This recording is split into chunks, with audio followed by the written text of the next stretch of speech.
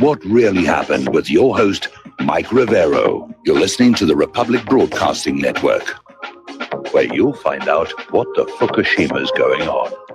And aloha, America. Welcome to our show today. It's Tuesday, March 27th, 2018, coming to the end of the month here. Of course, Easter coming up this weekend. Also, that Chinese space station is going to come down most likely on April 1st, possibly April 2nd. The estimates are varying, and scientists are admitting they're not really going to be able to narrow down where it's going to hit until it's just an hour or so before the final plunge. So everybody just keep your eyes on the skies. What can I tell you? Anyway, we've got a lot of stuff to talk about today. The phone lines are open, 800-313-9443. And Mike is in our control room, ready to answer the phone, put you on the air with your comments and questions. So let's get right into it. A lot of people are very critical of Donald Trump's appointment of John Bolton as the National Security Advisor. And it has a lot to do, first of all, with his neocon roots, his very hawkish attitude. He loves war. His very much pro-Israel, even at the expense of the United States attitude, and the fact that a lot of previous policy failures are associated with his name. But of course, Israel wanted him in there, and he's in there, and everybody's trying to deal with that. But interestingly enough, former President Jimmy Carter is calling Trump's hiring of John Bolton his worst mistake yet, and I'm very much inclined to agree, although it seems consistent with this idea that Donald Trump is putting together a war cabinet. It means wars are coming, wars for Wall Street, wars for Israel, wars for oil, wars for control of the global currency that is used to trade in oil, all the things we've talked about. It's here. We've been sounding a warning about this approaching global war for years now. It's here. We're on the doorstep. Everybody's just waiting for the big bang that's going to launch it all. Now, Jackie Mason is a very famous comedian, and he came out with a comment over this Stormy Daniels nonsense. And at this point, again, statistically, half of all people cheat on their spouses. That's the reality. And so I don't think this is a big deal. The sex was consensual. Nobody got forced into it. And Jackie Mason points out correctly that the same corporate media that is really pumping this Stormy Daniels story ignored all of Bill Clinton's sexual assault accusers. And these were women for whom the sex wasn't consensual. Such as, let's see, I'm blanking on the name here, the one who was raped by Bill Clinton, or the ones who were just groped and fondled in the Oval Office. And Jackie Mason is right. I don't agree with everything that he says, but in this case, he's right. The corporate media is revealing its bias again. Bill Clinton was actually assaulting women during his entire political career, and the corporate media hushed it up. And a porn star comes on out, says she had a couple of quickies with Donald Trump, and the media goes into a feeding frenzy. Now, the White House apparently had a press conference earlier today. Trump is denying the allegations. My response at this point is, who cares? We have far more important things to worry about than whether Trump dipped his wick in a porn star. I hate to be blunt about it, but really, we have much more important things to worry about. Now, the good news is Rod Rosenstein has officially been subpoenaed to appear before the Committee of the Judiciary. And basically what it comes on down to is Rod Rosenstein and the Department of Justice have been asked by the committee to provide documentation related to the decision-making process in the investigation of Hillary Clinton's private email server. And they have been stalling. They've only sent over a few documents. And so now the Committee of the Judiciary is saying, all right, we're going to make it official. This is a subpoena. Rosenstein has to appear before the committee on April 5th. to basically talk about just how there could be so much evidence of felony Title 18 violations and still have the FBI and the Department of Justice let Hillary walk on that. So we'll see what happens on that. Because, I mean, former FBI Director James Comey admitted in his press conference, he went down the list of the Title 18 felony laws that Hillary Clinton violated. And then he lets her off saying she didn't mean to do wrong. But anybody who's read Title 18 understands intent is not required. Accidentally placing classified information into a non-secure location, that's a felony violation right there. And that's exactly what Hillary Clinton did. She made the decision to copy off this private classified information and put it on her own private email server outside government control and monitoring. We're going to do a quick shout out to our on-air affiliates who are just now rejoining the network. And again, I think there is a question behind that email server and that Clinton Foundation that needs to be asked again and deserves an answer. Based on the Clintons' 1996 Chinagate scandal, it's reasonable to ask if Hillary Clinton was selling U.S. secrets to foreign interests using her weak email server and using the foundation to collect and launder the money. Now, the hacker Guccifer, who got into her email server, and he said it was actually quite easy, saw at least 10 other foreign IPs logged in there, presumably rummaging through the files. And something like 40% of the money that was paid into the Clinton Foundation came from foreign sources. There has to be an investigation of this. Now, yesterday we reported on this story that Paul Ryan was going to resign as Speaker of the House and was going to be replaced by Scalise. But apparently Ryan's aide is saying, no, there are no plans for him to step down. So somebody either started a rumor or somebody's trying to pressure Ryan to step down. But at this point, he's staying in place here. Now, Al Jazeera, which our government is now talking about forcing to register as a foreign agent, has come out with a very interesting article. Apparently, the state of New York is probing Jared Kushner's real estate company because apparently they have been routinely filing false documents with New York City claiming it had no rent-regulated tenants in its buildings. So Jared Kushner is about to be exposed as being basically a crook. And I'm glad that he is being distanced away from Donald Trump because he was not giving Donald Trump what I think would be good advice here.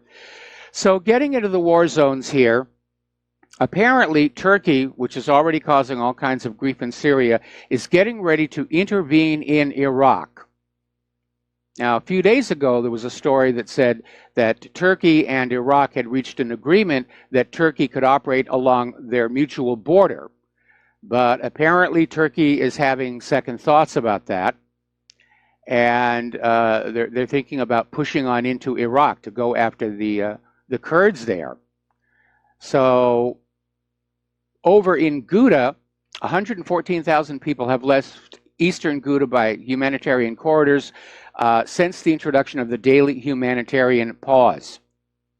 Now, the Syrian Arab Army has established full control of the area of Harasta, abandoned by members of Haral al-Sham, and is now preparing to enter the remaining militant-held areas in the southern part of eastern Ghouta as the militants continue to withdraw.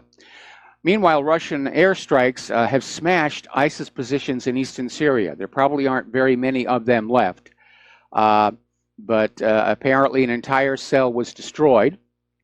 And they were basically over by the Euphrates River on the or near the Iraqi border.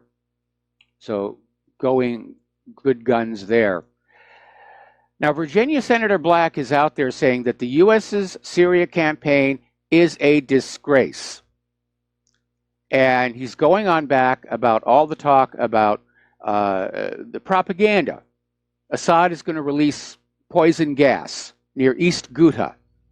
And apparently the militants were preparing to release a huge amount of chemical gas to kill a lot of the civilians in East Ghouta, but the Syrian army was advancing so fast they overran the laboratory before the plan could be carried out, which doesn't mean that the U.S.-backed militants aren't going to try again someplace else. Because we're seeing all this talk about an impending U.S. invasion or attack on Damascus. The U.S. needs some kind of political cover. There has to be another false flag, either something massive in Syria or even a chemical attack here in the U.S. that's blamed on Assad. If the U.S. just hauls off and says, we're going to war against Damascus and we don't need a reason, that is going to further undermine global respect for the United States government. Meanwhile, there are some videos beginning to surface being made by some of these rebel fighters who are feeling betrayed by the collapse of U.S. support. And it's showing that these Free Syria Army fighters have basically given up. Their morale is very, very low, and they're just saying, we just want the war to be over. So they've lost the initiative, clearly. That means they've lost the war as well. Story coming out of Zero Hedge, leaked images are showing U.S. military tanks arriving in Jordan. This is heavy equipment, M1A2 Abrams main battle tanks, the M113's variation for medical evacuation, and the M2A3 Bradley infantry fighting vehicles. And they're offloaded supposedly for a drill. But of course, once they're in Jordan, they can be left there as preparation for something else. So a lot of people are concerned about that. Meanwhile, getting on back to Turkey, story that is coming out of the Express in Great Britain suggesting that Turkey's President Erdogan is believed to be plotting an army of Islam to go after Israel. And this is apparently something that it has been in the Turkish media. And basically, Turkish state media's mouthpiece, Yenj Afak, suggested uniting with the Organization of Islamic Cooperation to form a joint army to simultaneously attack Israel from all sides.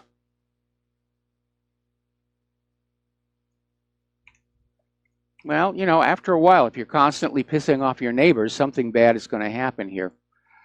Little cautionary article coming out of military.com. Senior U.S. Army officials mapped out a plan to dramatically increase the range of the service's artillery and missile systems to counter a Russian threat that would leave ground forces without air support in the first few weeks of a war in Europe. So they're already talking about a war against Russia in Europe.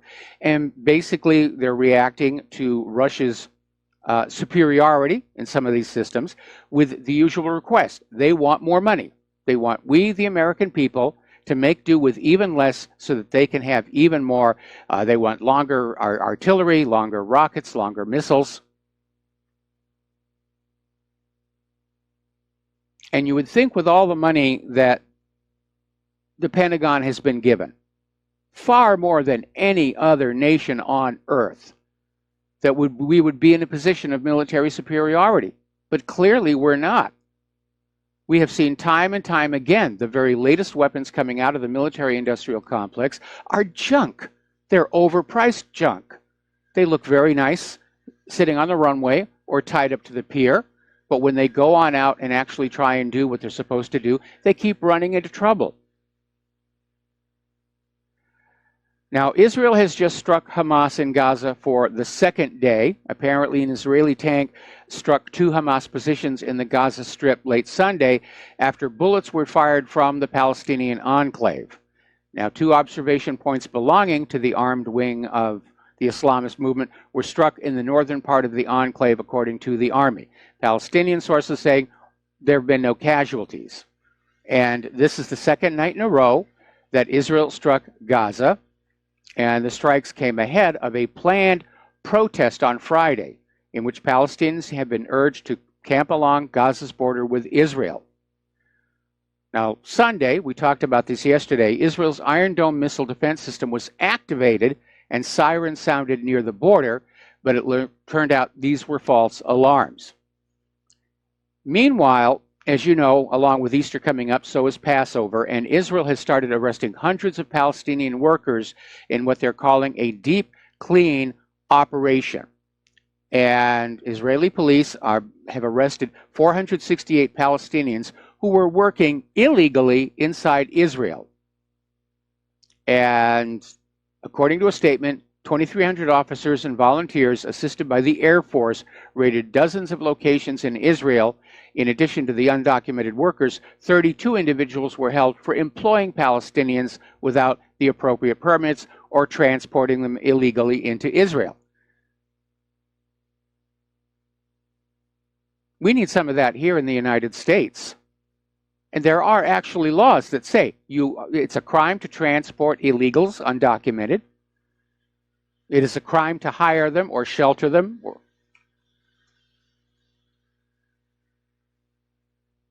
Now, probably you may not have heard of this group. It's called the Inter-Parliamentary Union.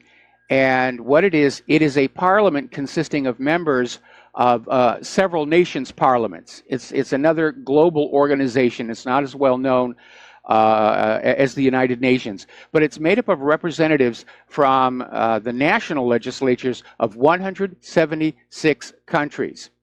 And the Inter-Parliamentary Union passed a resolution in support of Palestinian rights yesterday at its 138th session in Geneva. Israel obviously lobbied against this strenuously, but they didn't succeed. The measure passed. Now, there was another resolution introduced by Israel condemning Iran's malign activities. That one failed. I think the world is starting to get really sick and tired of Israel, as well as the United States of America. Now, Israel, again, behaving as Israel always does, has gone into the West Bank and started destroying these solar energy systems donated by the European Union for the Palestinians. Now, the EU donates these solar power systems to the Palestinians and to the illegal settlements. And Israel, for some reason, feels they need to destroy the ones serving the Palestinians.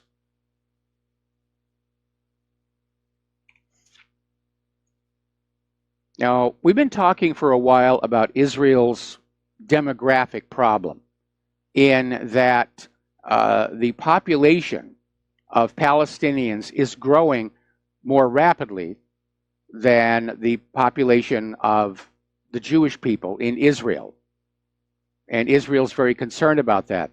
That's one of the reasons they initially solicited the Ethiopian Jews to come live in Israel. Now they've had a change of heart and they're sending them back.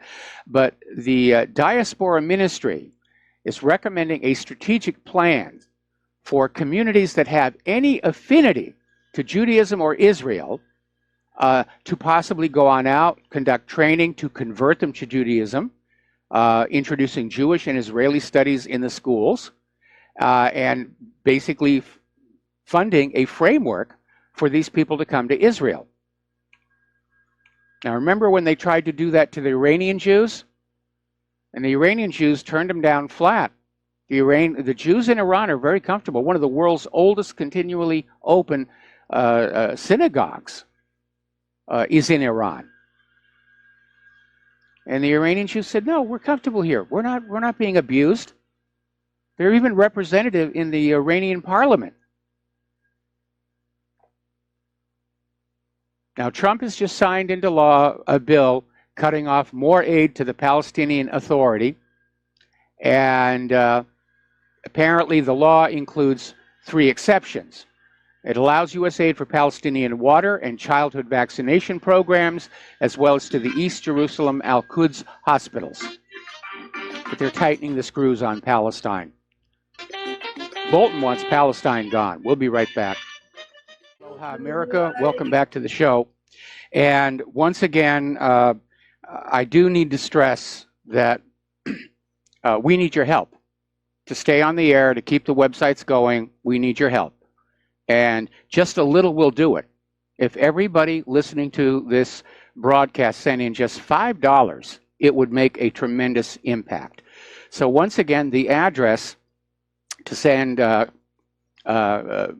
check, money order, or if you prefer anonymity cash, is Republic Broadcasting Network, 2251 Double Creek Drive, number 302, Round Rock, Texas, 78664. And if you want to call on in and pledge to be a recurring subscriber, that number is 800-724-2719, extension 03. And a kind listener wrote me an email to remind me that the woman who accused Bill Clinton of rape, outright rape, not consensual sex, rape, was Juanita Broderick. So there we are on that one. Now, apparently, Beijing has sold Islamabad sophisticated missile technology. Now, as you know, Pakistan is a nuclear power, and right now they have reached the point where they're able to deploy MIRV warheads. And apparently, China is now looking at pairing the Pakistani MIRVs with the China's DF-41 missile. So they're upping the ante. Everybody is arming themselves. Now, I know that we're never, ever going to be able to get rid of nuclear weapons. We'd like to. We all would like to get rid of nuclear weapons. But as long as you have countries like Israel that continue to make them while pretending they don't have them, it's going to be impossible to get them all. So we have to go the other direction. The only way to have world peace is for every country to have nuclear weapons, to make it more expensive to invade than anything you could possibly acquire by victory. That's it. That was the logic behind mutually assured destruction. That was back when the nuclear powers consisted of the United States and the Soviet Union. Nuclear war was unthinkable. And so we avoided that. There were a couple of near misses. A couple of mistakes were being made. And we got awfully darn close during the Cuban Missile Crisis. But Vladimir Putin is right. When he came on out and showed off Russia's new weapons, he was sending a message. Nuclear war is still unthinkable. Stop thinking about it.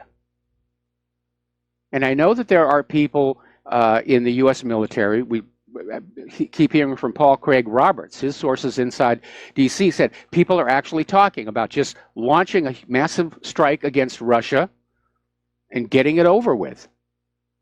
And yes, the U.S. has enough missiles and warheads to lay waste to Russia. Here's the problem with that, though. Where do you think all that radiation and fallout's going to go? It's going to be up in the air. It's going to be caught in the jet streams. It's going to go all over the planet. And we're already seeing these major problems from Fukushima. There's still radioactivity lingering from Chernobyl. If you've got the appropriate equipment, you can actually take air samples and still detect the radioactive leftovers from all the above ground and Pacific Island nuclear tests. This stuff does not go away. All right, we're going to take a phone call. We're going to start with Dustin in New Jersey. And Dustin, I'm going to have to take you through the next commercial break, but what's on your mind? Russia's got missiles that can lay us waste too. And Mike, don't forget, remember Russia had those drills in Moscow with the upgraded all the bunkers? Remember that? Yes. We didn't. Our bunker is under a 7-Eleven, Mike. Yeah. Well, we let all of our bunkers just rot away after the end of the Cold War.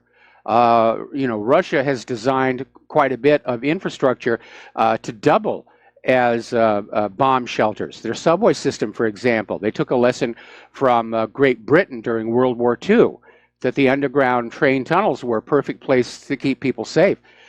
We don't have that. Our trains are now all above ground for the most part in this country. The fallout shelters are not being supplied or stocked with any kind of provisions other than the bomb shelters that are reserved for the elites in the military. Yeah, if you look at Grand Central Station, that Russia's goes deep underground, the metro, and also remember North Korea's goes deep underground. Yes. In Pyongyang, you ever see that one? Yes. Yeah, so they know war's coming, Mike, because that's why he did he's been doing all those drills. They know it's coming. Yeah, You know, I mean, we all know it's coming.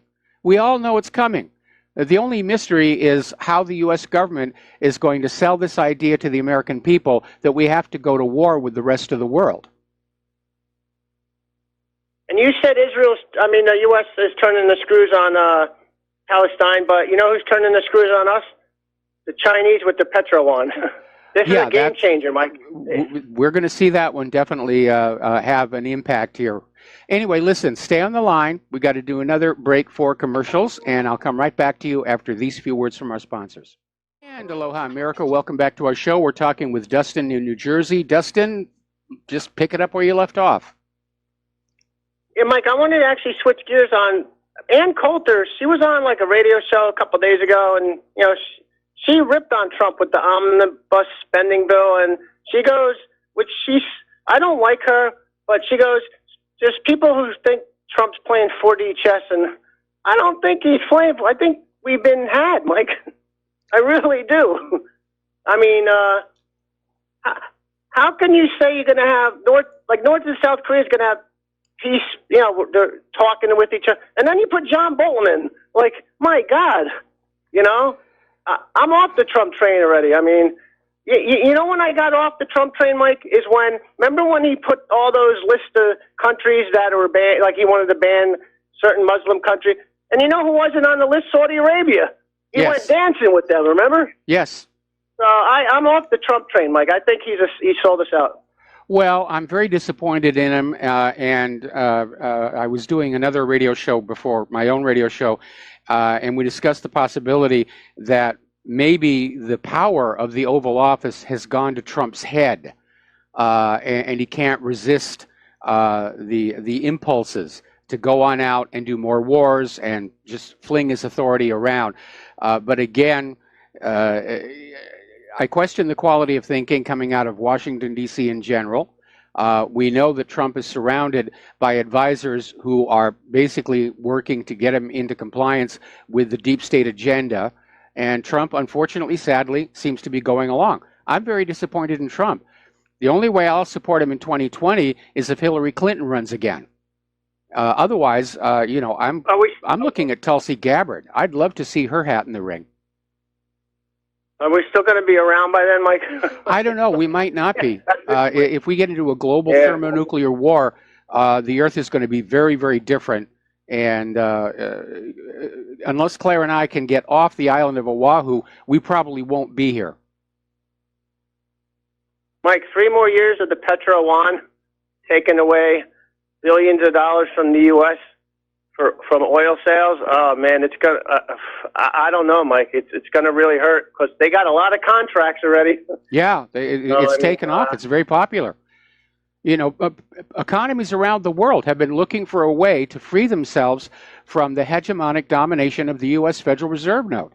And they're setting up these parallel systems to SWIFT. They're forming these mutual economic co-ops that don't use the dollar. And yes, the dollar is in serious, serious trouble. It has been for quite a long time. And I think one of the reasons why our government is in such a desperate rush to get a major war going is they need the war to blame our crashing economy on. Because if the economy implodes and they don't have somebody to blame it on, the American people are going to turn on Wall Street and Washington, D.C. And one more thing, Mike. I get mad at people, some of your listeners calling in saying China makes junk. China don't make junk. They make what the companies who hire them to make the stuff want. That's exactly right. It makes me mad, Mike. And Mike, it makes me mad how people put, I mean, the whole point, is China's on the rise. That's what people don't understand. They're just angry. China stole our job. No, they didn't. It was given to them by our own people. That's our leaders, our corporations. So you can't blame. If somebody gave me $5 million and say no questions asked, I'll say, okay. Unless it has to do with my fellow countrymen. That's where I draw the line, But, I mean, it's ridiculous. I mean, you can't blame the Chinese from wanting, to have something better than they used to have. They have what we used to have long time ago. And they're not going to give it up. Thanks, Mike. All right. Well, you're absolutely right about the situation. China is a manufacturing superpower, and they manufacture what the customers want to buy. And if you have customers that go on in and say, I want the cheapest possible toaster and I want it to wear out after 2 years, China will be very happy to make that. But China makes really good things. They make the iPhones, they make the iPads. We all agree those are well-made products. And we can't even make those here in the United States. All right, let's go back to the phones. Terry in California, aloha. Welcome to the show. What's on your mind? And Mike, what do you know about this firearms course that we'd get for a $500 donation? Well, the best way to find out about it is to go to their website, which is frontsight.com, and I've got a link to it up at the top of the main page of whatreallyhappened.com. And in there, there's a video which basically shows a lot of the courses, and it starts with the basics, gun safety, target shooting, and goes all the way up through simulated combat training. So it looks to me to be very good. And like I said, if I were living on the West Coast or someplace out in the West, I'd go for this deal myself because I do love shooting. I'd like to work on my proficiency because of our Honda and its limitations. I actually haven't been to the firing range with my black powder guns in years. I'm going to have to check them all and make sure they can still fire because of our salt climate. It's been very, very rough on them. Well, I spent 20 years in the Marine Corps, and the idea of running around, now that I got pulmonary hypertension and I'm short of breath, doesn't appeal to me. But maybe I should go check it out anyway. I think you should. What was that website again? What? I said I think you should check it on out. And if you're dealing with hypertension and shortness of breath, hang on a second. I'm getting a. There we are. If you're getting the shortness of breath, you might want to talk to your doctor and see if maybe Extendivite might help you with that. Okay. Well, I don't have to talk to them. They're going to give me the standard medical answers, which I'm really not interested in hearing anymore. Okay. Falling on deaf ears. I just do Extendivite myself. What was that website again now for the firearms training? It's frontsight.com, and you can go to my website or you can go to republicbroadcasting.org, and they have a link right prominently on their page to take you over to Frontsight Training Academy. And again, looking from the website, from the video, it looks like it's really good, very professional, very safe. And again, looking at the video, there's a tremendous emphasis on gun safety, and that always has to be first and foremost when you're training to use firearms. Yeah, I got it up right now, and that offer goes until May the 5th or something. Yeah, May the 5th, the offer will expire. And how much do you say that costs if you just go and buy it? If you were just going to buy it for yourself without going through RBN, it's a $25,000 lifetime inheritable membership, commander membership they call it. But you can get that for a $500 donation to RBN. It's a sweet deal for anybody who's a shooting enthusiast. $25,000 you're getting for $500? Yep. Okay, maybe my grandson or something, be a good gift for him. If he's a shooting enthusiast, yes. Well, he isn't yet. He's only 10, and his mother's totally against guns, and she's out there marching for gun control. And here's what I got to say about that. If the government doesn't scare you, which is something fine, you got to think about the future. What's going to happen in the future? One thing on the drawing board is they're thinking about moving big masses of immigrants into our country. I mean, I saw that. I don't know how legitimate it is, but you got to think about the future, because once you give up your Second Amendment rights, they're never coming back, period.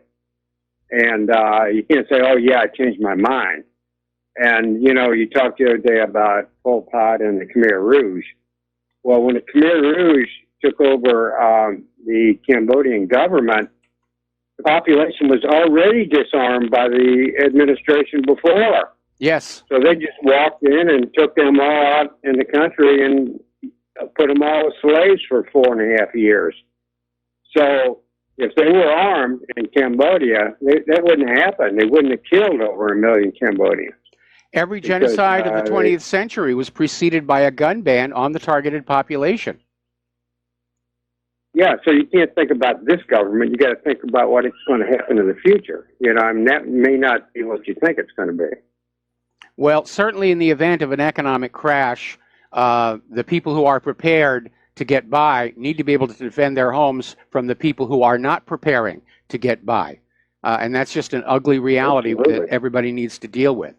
And so I think there's another promo that's running on RBN right now that basically says, yeah, all the prepping that you do is worthless if you can't hang on to it when the crisis hits. Anyway, Terry, good luck. I hope that if you do get that membership for this 10-year-old, that it doesn't cause domestic problems with his mother. But we're going to let you go here now and switch over to Bob in New Jersey. Aloha, Bob. Welcome to the show. What's on your mind? Lost Bob. We lost Bob. Okay. Well, sorry to lose you, Bob.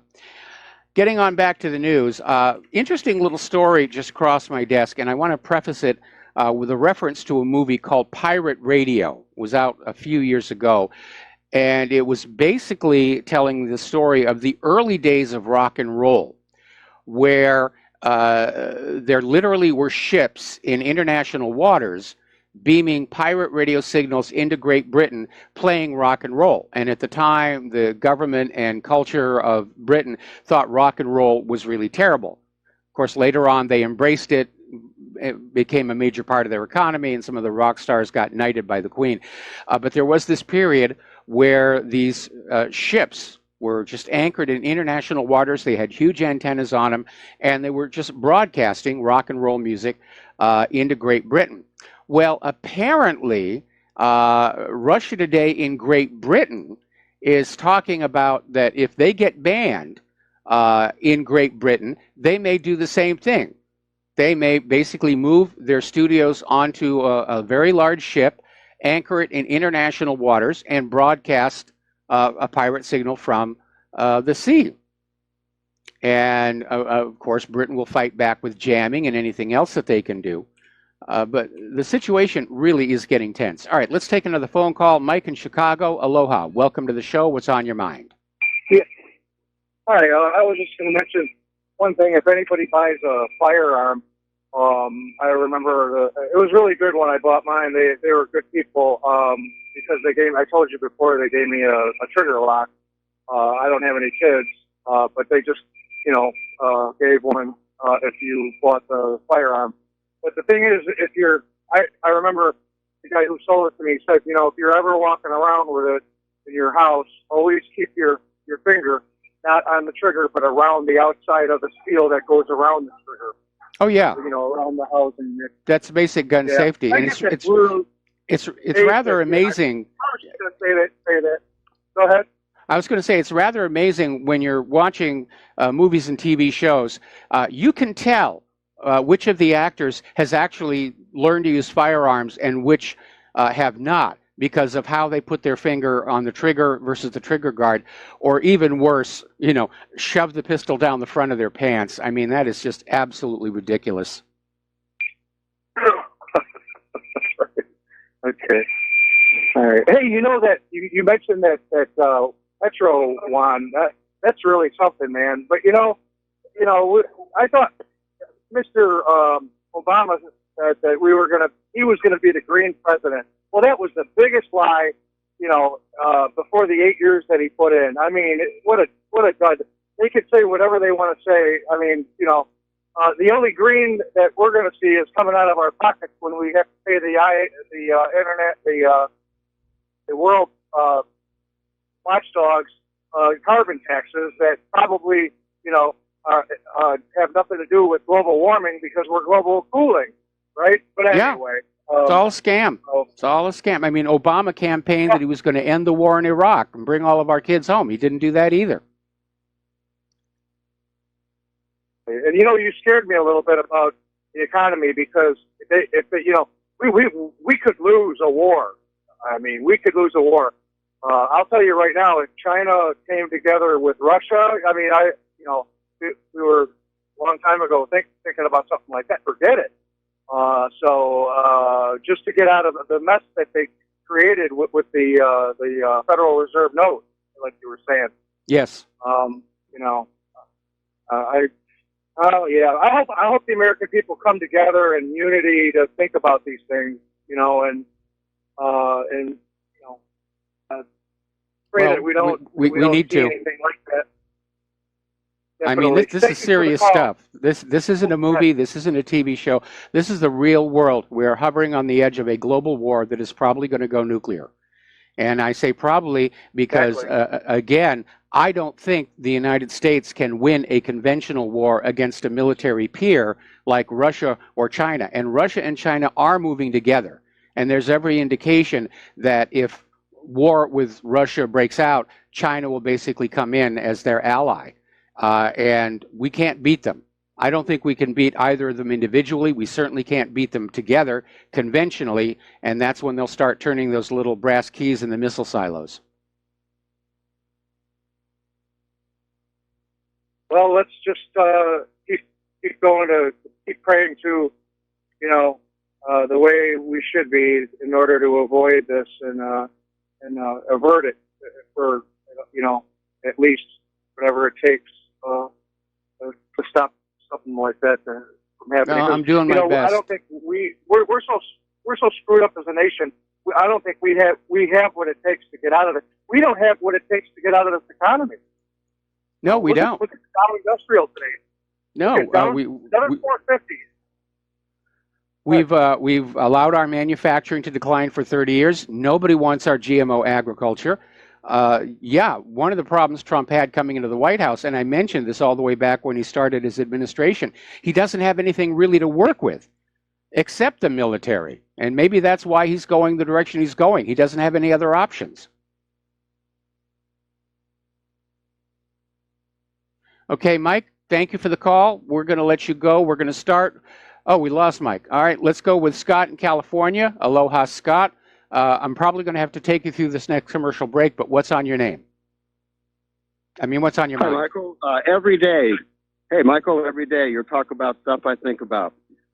First of all, that front sight, that guy who called 2 callers back, 3 callers back. 4 of my friends have been to front sight, and those instructors are excellent. They're all either cops or former military. And they will tailor the course for the guy. So if he's not getting around too well, they'll work with that, by the way. And those courses. Okay, Scott. Anything Scott, yeah. I'm sorry, I have to cut you off. Stay on the line. We're going to put you on hold. We're going to come right back to you after these words from our sponsors. Aloha, America. Welcome back to the show here. We're talking with Scott in California. And the Front Sight Training Academy, it's all former police, former military.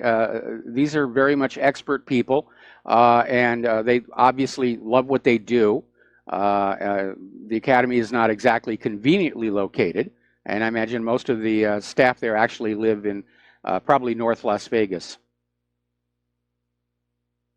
Yeah, they're going to have they're opening up a hotel or a motel there. I don't know if it's opened yet, but yeah, everybody I've spoken to that's been there really just, glowingly of it. And they shoot a lot better too. It's a lot safer going shooting with them now. Yes. And, something else, you had an earlier caller about China. So I called yesterday. I had lived in China for a while. And one of the things, like, they don't have property taxes and they don't have income taxes. And it's $3 to go to a hospital, and you check in for that $3, and they'll take care of whatever the problem is. So you don't see worried people in China much. They don't have a worried look on their face like Americans do. Yes. And I don't know. I like the place. I mean, if I was Chinese, I would live there. Well, it's certainly an option. Unfortunately, right now, it's hard to figure out where you want to move to when everything out there is a potential war zone. And unfortunately, at Claire and my age, very few countries are willing to grant citizenship because we're old enough to start being a drain on their social services without having contributed to their society previously. So we'd like to move back to the U.S. mainland, someplace rural, someplace away from ground zero locations. That's going to be our next big project. Anyway, listen, Scott, we're going to let you go here, and we're going to go back to Bob. Bob in New Jersey. Aloha. Welcome to the show. What's on your mind? Bob, are you there? Yes, I am. Can you hear me? Yes, you're on the air. What's on your mind? Okay. I heard Justin on your show, and I had the same thoughts about Mr. Trump appointing Bolton and passing this omnibus bill. However, Jerome Corsi did a live stream on the omnibus Bolton and Joe DiGenova. Now, I hope he's right. He's saying that Bolton was hired to get rid of the Obama people in the agency, in the White House, to clean them out, because Bolton hated the Obama administration and those that were involved with it. I heard that as well. The other thoughts that he had was that it's probably a bargaining chip with Iran. Bolton is, let's go to war with Iran, and Trump will use him as a bargaining chip. So that seems to be what he did there. Now, on the omnibus bill, he's saying it's not a passed budget. It's Trump can spend the money when he wants to. Yeah, that's absolutely right. Might not get any money. It's just a huge chunk of cash, and Trump has discretionary control over it. Congress did not impose any limits. Anyway, listen, Bob, got to let you go. Got to do station identification. And we'll take it easy. All right, we'll be right back after station identification. Aloha, America. Welcome back to our show. We're going to take 2 more phone calls. Then we're going to close the lines for a while because I got a bunch of news to get through today. So we're going to go to Jim in Chicago. Aloha, Jim. Welcome to the show. What's on your mind today? Hello, Michael. Would you agree that Donald Trump, if he wants to start a war, he has between today and November 5th of this year, because November 6th is an election year, and if the Democrats take over the House, and I think they will, it would be very difficult for him to start a war? I don't think that's really a factor, because there seem to be as many Democrats on board the war wagon as Republicans. I know that everybody likes to traditionally think of the Republicans as the warmongers, but we had, a Democratic administration that was just as eager about starting war and conflict around the world. So I don't really think that's going to be a factor. I think these wars are probably going to be underway in order to take advantage of favorable weather, probably by late May. Certainly by summer, we're going to see something nasty happening. Right. Even though most of the Democrats really don't like Trump, or is that something they really aren't saying in public, but they really do like him? No, it has nothing to do with Donald Trump being liked or not. The political pressures that are pushing toward war extend way beyond Donald Trump. They've been behind the scenes for several administrations, going back almost 20 years. And every president who comes on in is somehow brought on board with this war agenda. And it may be that Trump has been convinced there is no other alternative. Every time the U.S. government gets the economy into a mess, they get into a world war to distract from it. Crash of 1907, World War I. Crash of 1929, World War II. Crash of 2008. We're on the doorstep right now. Right. As a youngster, I remember the Cuban Missile Crisis very vividly, and I tell you, the way I felt back then and the way I feel now, I think is more toward war today than back in 1962. Not only that, we had a president who, was basically, trying to prevent a war. Very much so. And again, the reason the Soviet Union put those missiles in Cuba was the U.S. was putting nuclear missiles in Turkey. And that's an aspect of the Cuban Missile Crisis that is not taught in our schools, strangely enough. Right, that's very true. Well, Michael, thank you very much. I'll be listening to you later on. You take care. All right. Thanks an awful lot for the phone call. We're going to take one more phone call from James in Ohio. Aloha, James. Welcome to the show. What's on your mind?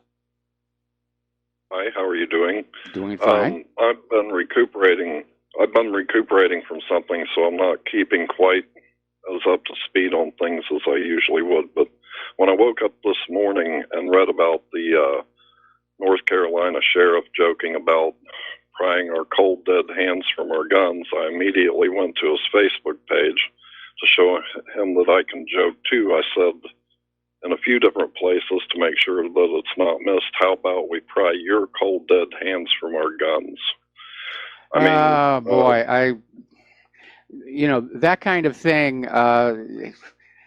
I'd like to tone down the rhetoric. I mean, right. I'd like to have a reasonable discussion. Me too. Believe me, me too. It's just that in Boston and Katrina, they went around door to door pointing machine guns in people's faces. And I would like nothing better than for everything to be settled by votes, by petitions, and all that. But it's kind of like trying to vote Gollum out into giving up the ring of power. You know what I mean? Yes. Eventually, they're going to keep pushing, and I hate to say it, but it will end not in a non-peaceful manner. I wish there was some other way. I really do. And I'm not saying that people should go out and do anything or that I'm going to go out and do anything, but this type of thing is going to become more and more common as time goes on. I also, strangely enough, I don't think, looking at everything, I don't have any concern whatsoever about us getting into a world war. I don't think we're going to. I think for some reason that they're worried about screwing up their playground with nuclear radiation, and I think if a world war happens, it's going to be at least years in the future. That's just my gut feeling. Well, I hope you're right. So I hope you're absolutely that's all I right. have for you today. And I'm sorry to trying to push things and make them uncomfortable, but that's just the way I see it as far as the gun thing. Well, it's a very touchy, controversial subject, and supporters of the Second Amendment, we have to be on our best behavior and not give the liberal media any reason to say, "Oh, see how crazy and threatening and dangerous these gun nuts are," we can't. Like I said, he said it was a joke, and I was just showing him we can joke too. I think we have to realize, Second Amendment supporters, we're the public face of the Second Amendment, and we have to be far more adult about the discussion than the gun grabbers are. And they're out there being hysterical, and we're going to be talking about that later in the show. So, James, hope you feel better. Thank you for the phone call. We're going to let you go. And we're going to do a shout out to our on-air affiliates just now rejoining our network. Right now, the phone lines are closed, and I need to get some news done. Over in Great Britain, Prime Minister Theresa May is considering more moves against Russia, and she's proclaimed a new deadline for Russia to respond over Russia's attempted assassination of Sergei Skripal. And of course, Russia's response is, we didn't do it. And it's a provocation. It's a staged event. They're trying to Iraq Russia. Oh, they've got chemical weapons. They've got nerve agents. We should be afraid. Remember when phony Tony Blair was telling the people of Britain that Saddam Hussein could attack Great Britain with chemical weapons with just 45 minutes warning? It's more like that here. Now, Luca Susik, who's an Italy-based Balkans and security analyst, is saying that all of these diplomat expulsions by the U.S., by NATO, by the European Union are pushing Russia towards China and Iran. And he's absolutely right. The more the West throws their weight around, the more the rest of the world is going to rally together to basically say, we don't want this to go on anymore. Meanwhile, there are a lot of countries that are not falling for this nonsense. They're not going along with it. We already talked about how Austria is refusing to expel Russian diplomats. Apparently the same thing is in Slovakia. They're not expelling Russian diplomats. They're saying they refuse to yield to pressure coming from Brussels. Athens, Greece hasn't really reached a decision, but the Greeks do value their ties to Russia. So we may not see anything happen there. And again, the story just doesn't make any sense.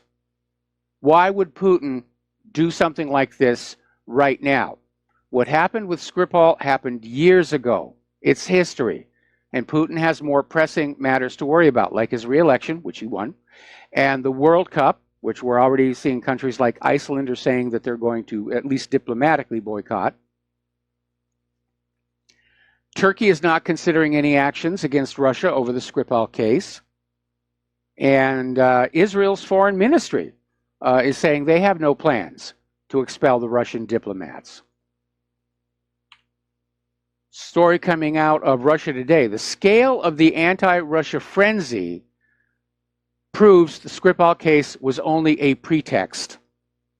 And this is coming out of Russia's U.S. embassy.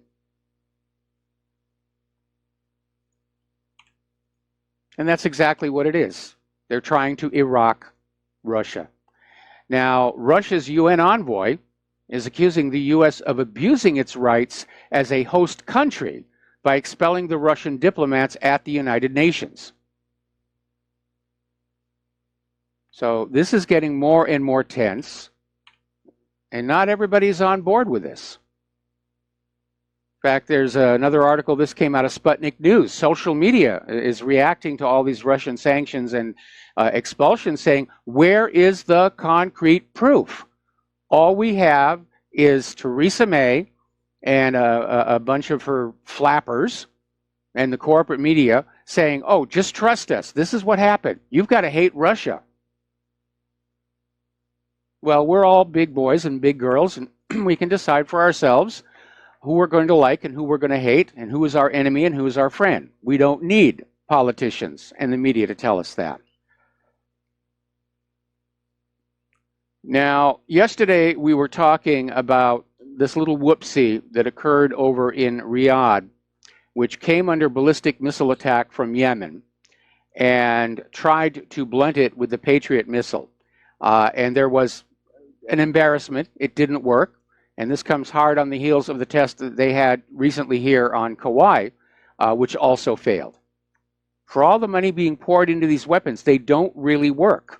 We're always told that they work. I remember during Operation Desert Storm, when Saddam was lobbying Scud missiles toward Israel, and they claimed Patriots scored a better than 90% success rate. And then after the war was over, they hemmed and hawed and said, well, it was more like 50-50. And then a technical analyst looked at the actual data and said, no, it was closer to 10%. But it makes money for the defense contractors, and that makes it good here. Which brings us to another article from Zero Hedge saying, nothing exceeds like excess, the military-industrial complex wins. And the omnibus spending bill that Donald Trump signed gives the military huge amounts of new money. And Trump, at his discretion, can shift money away from other areas of the budget for the military. Now, military spending is the second largest item in the U.S. federal budget after Social Security. And it tends to increase significantly each year. And the proposed 2019 defense budget is $886 billion, double what it was in just 2003. Huge, huge amounts of money.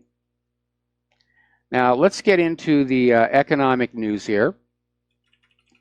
Apparently, China has blinked, and China's premier is pledging to open markets in a bid to avert a trade war with the United States.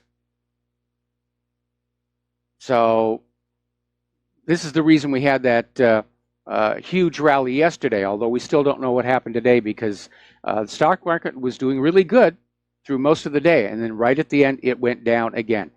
The problem with a trade war here is that China, it's one-sided because of the trade imbalance. China exports far more to the United States than they import because we don't have anything to sell them.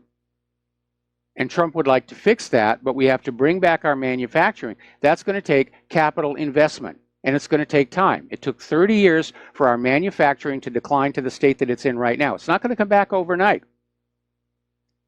But if we could end all this ridiculous warmongering all over the planet, bring those people home, bring that money back home, we could rebuild this nation. And that's what we should be doing. That's what Trump was promising he was going to do. But we're still on the path to war here. But at least the trade war fears have backed off. Everybody's pulling back, realizing that trade wars ultimately cause a lot more harm than good. Now, we had a caller about this yesterday, and apparently it's a big stink, where the United States has been shipping tons of our recyclable waste to China. Apparently, they're much further ahead with the process of reprocessing these 24 types of solid waste materials. And China, in China, the country's Ministry of Environmental Protection has notified the World Trade Organization that it plans to ban imports of these 24 types of solid waste materials. Apparently, their recycling isn't preventing some of the toxic materials from getting into the environment. And the U.S. is out there saying, you will take our trash. Well,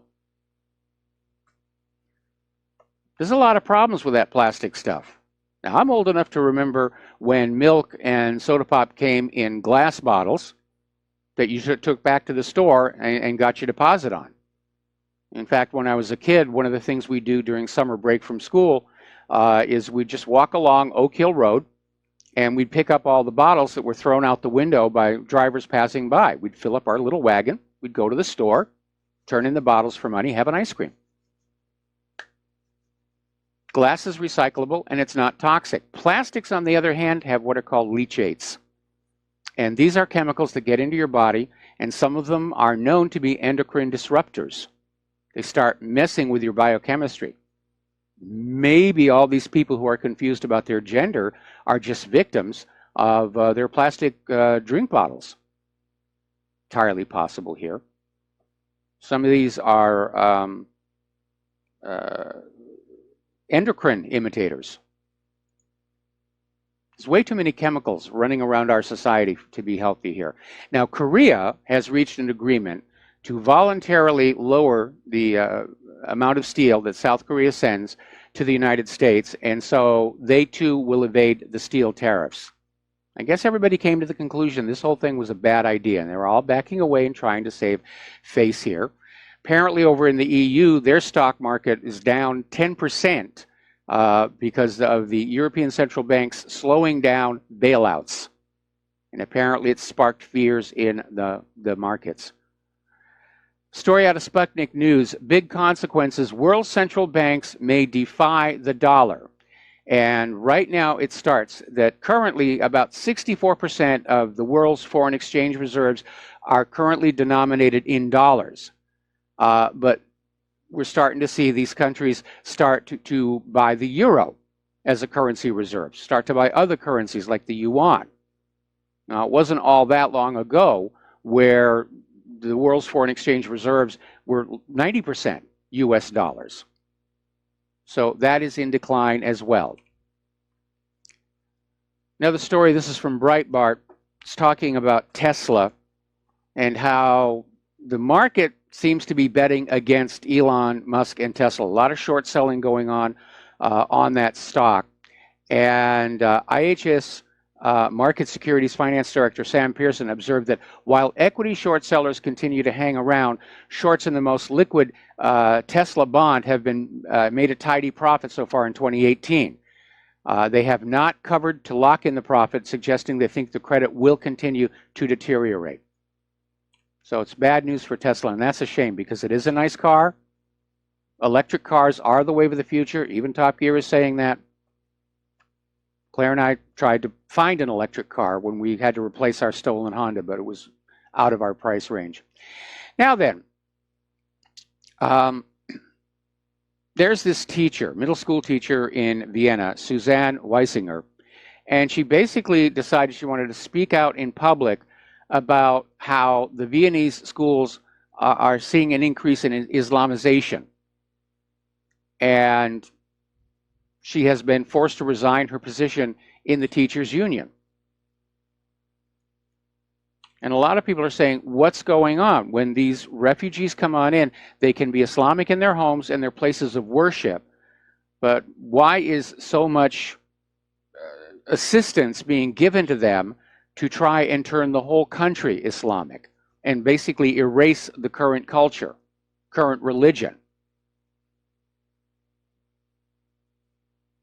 Now, Quilam's Majid Nawaz blasts complicit politicians and police in the Pakistani grooming gang cover-up. Now, this happened in Great Britain, and it's caused a real big stink, not just because of the grooming gang crime itself, but apparently the British media, BBC, didn't want to really cover it, didn't want to talk about the identities of the grooming gang out of fear that they were going to be called racist, or because somebody somewhere is still trying to support the open borders agenda and say, don't say anything bad about the refugees.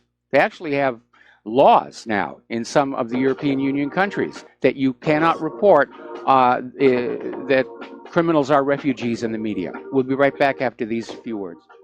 Aloha, America. Welcome back to our show. We're talking about immigration, globalism, open borders, and the problems it's causing. And apparently in Great Britain, there's been another one of these grooming gangs where these men basically groomed and had sex with underage girls 13 to 17, giving them alcohol and drugs, abusing them at sex parties, and they even had a van they called the Shag Wagon.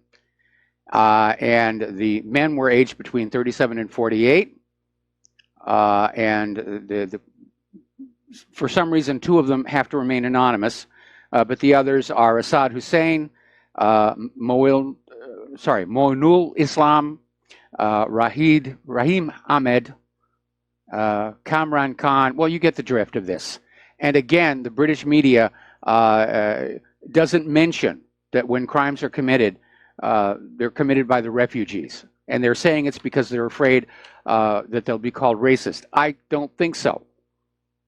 I think they're out there trying to protect the open borders agenda by not reporting on how the influx of refugees has driven crime up. Look at what happened up in Sweden. They're the rape capital of the world right now. And their very liberal government keeps insisting, don't talk about it, don't talk about it. And over in Germany, a young woman was stabbed with this Syrian child migrant gang knife attack. So she's in the hospital right now, and she's in very, very serious situation. 24-year-old woman was attacked in the streets in the town of Bergwedel near Hanover on Saturday evening, and all three suspects are asylum-seeking migrants from Syria.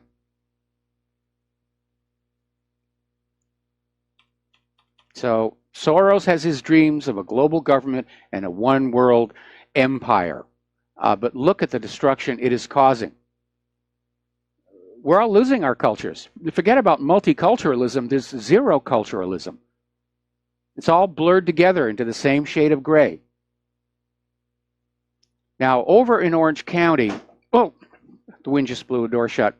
Over in Orange County, their sheriff has defied California's sanctuary law, and he's now posting the times when inmates will be released so that immigrations and customs enforcement can be standing there as they walk out the door and grab them for deportation. And apparently Orange County as a whole just now passed a resolution saying that they reject the sanctuary status. Now, as you know, 2020 is going to be the next year of the census, and right now the liberals are in a panic because the census form is going to have a question. You know, are you a U.S. citizen? And the liberals are up there saying, you can't do that. You can't do. Well, yeah, of course they can.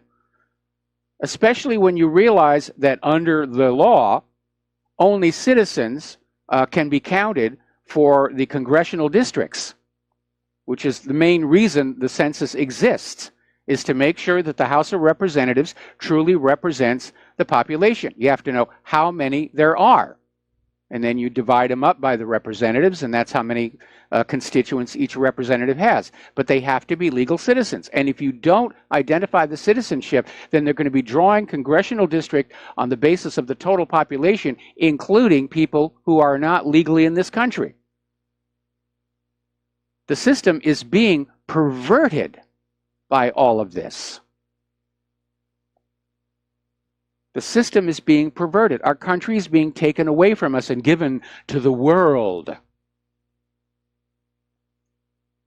And the Democrats are openly out there saying they depend on the illegal immigrants to win elections, because they're promising them amnesty and citizenship and all kinds of free stuff. That's what the Democratic Party does. They campaign on, we'll take stuff away from these other people and we will give it to you. Those who rob from Peter to pay Paul can always count on the support of Paul. And that's exactly what the Democrats are playing here. Now, apparently, a leading British member of Parliament, a member of the European Parliament, has revealed the European Union is looking at a transition deal Brussels has struck with Britain, which requires a decades-long transition. In other words, despite Brexit, Britain will be tied to the EU's rules and payments for decades to come. They basically gutted Brexit. This, I think, is going to anger the British people tremendously, because they made their will known. They overcame massive election fraud to vote through Brexit, and their own government has double-crossed them. And they have to be very, very angry about that indeed. All right, we're going to go ahead and open the phone lines and start taking phone calls. The number is 800-313-9443. When we come back from this next commercial break, we're going to be talking about the gun issue, because it is contentious. We'll be right back. And aloha, America. Welcome back to our show here, and we're going to talk about the Second Amendment, gun rights. It's a very tense issue, and it's really being fanned up right now. The gun grabbers are really just trying to shove this through this time. They've tried many times over the years. They keep failing. They drive up gun sales. This time they're really pushing very hard. They're pulling out all the stops. They're exploiting the kids. And again, the idea is that one person does something bad with a gun, they want to ban all guns, which makes about as much sense as somebody doing something bad with a car, let's ban all cars. Or we had that story, it was last week. Somebody, a student, beat another student to death with a baseball bat. Let's ban all baseball. Nobody ever suggests that. It's only the guns, and it's only specifically guns that would allow the American people to match the forces of the U.S. government, which is what the Second Amendment promises to us. And the Supreme Court has confirmed it in multiple decisions. So the U.S. doesn't really have a gun problem. Democratic cities do. Most of the gun violence is occurring in Democrat stronghold cities, like Chicago. If you take those out, we actually have a very low rate of gun crime.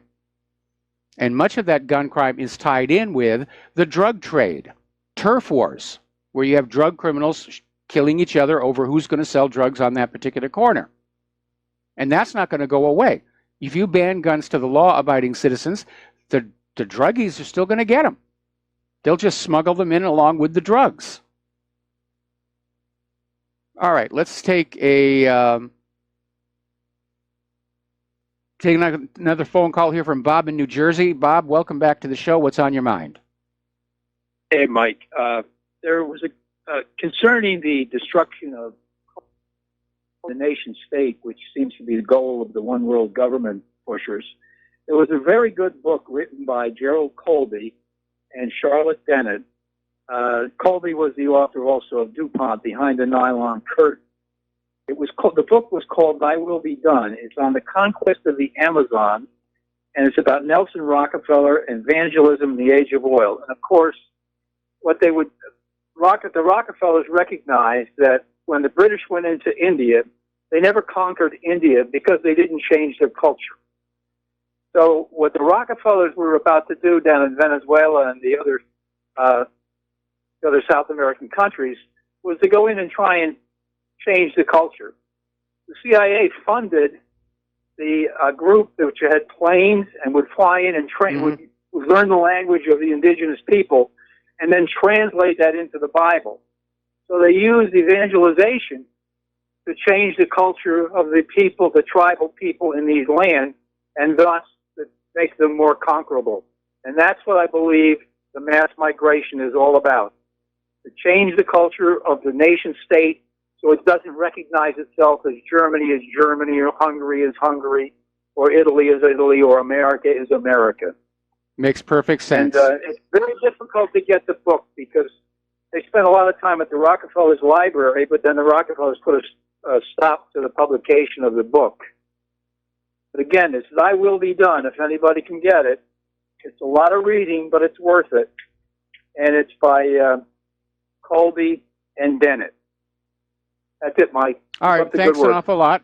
Yeah, that makes a lot of sense. That makes a lot of sense. It sort of dovetails with what I was saying, that by blurring our cultures, they're trying to erase our sense of personal identity, cultural identity, regional identity, because people who don't really know who they are much easier to control.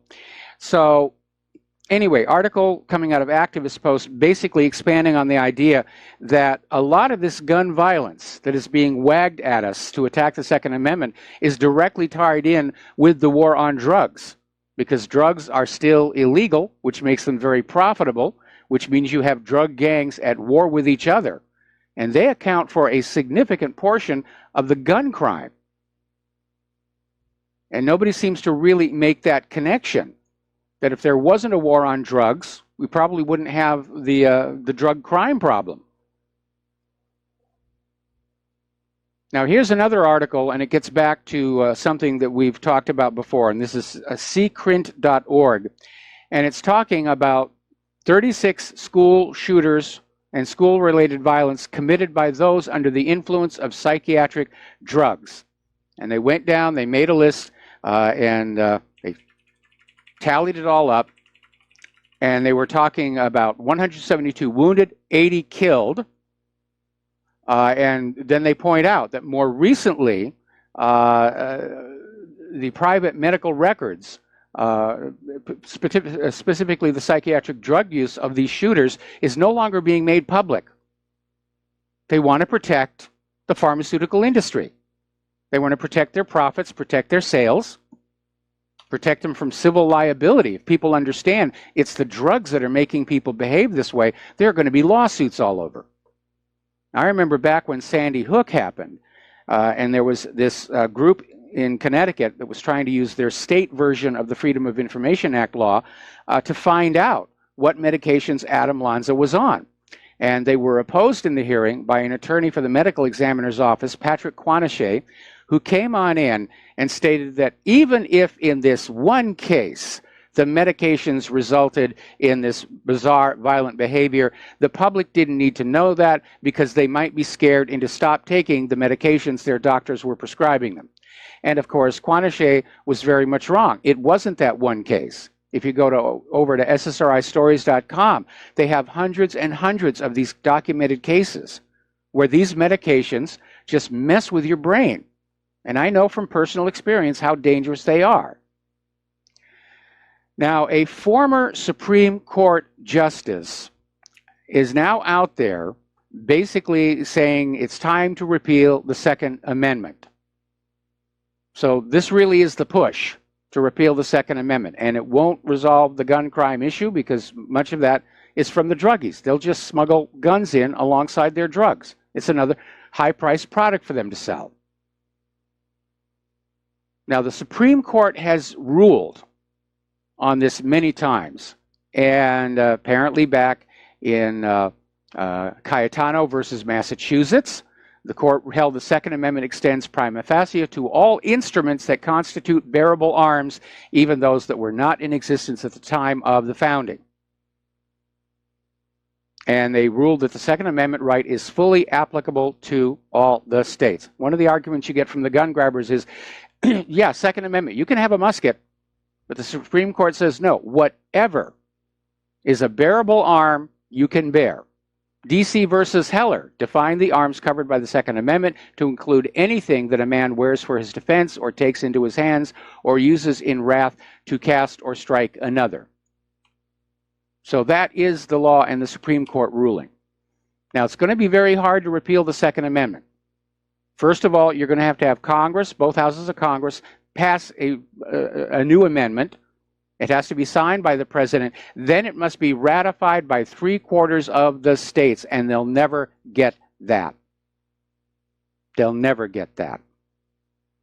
Democrats, meanwhile, are trying to introduce a bill requiring you undergo a background check just to buy ammunition. Just load you up with paperwork. And, of course, create a whole new bureaucracy for processing all of these background checks, where some gun grabber's nephew will find a nice job. But it really is getting ridiculous out there. The liberals hate guns, and most of them don't even really have an experience with them. I think they're living in this world where a gun just takes on a life of its own and it possesses people to commit acts of violence. Now, here's an article that really gets right down to the heart of the matter. It's from the Rutherford organization. And it says, if you really want to save lives, you need to take aim at government violence. And I commented on this yesterday. You've got all these young people out there screaming about guns and their right to feel safe. And they should be marching against these wars. Because if they go any further, the draft is going to come back, and all of these snowflakes are going to find themselves in BDUs with a gun in their hands, facing people who are shooting at them. If they want to feel safe, they need to shut these wars down, because the impending war is far more of a threat to individual children than anybody with a gun. The actual incidence of school shootings is very low compared to the total population of children. It's like that other study said, 80 killed. And that's a tragedy, but look at how many millions are going to die in this coming war. And maybe they're trying to get the children all riled up about gun control in order to prevent them from thinking, hey, we ought to be protesting against the wars.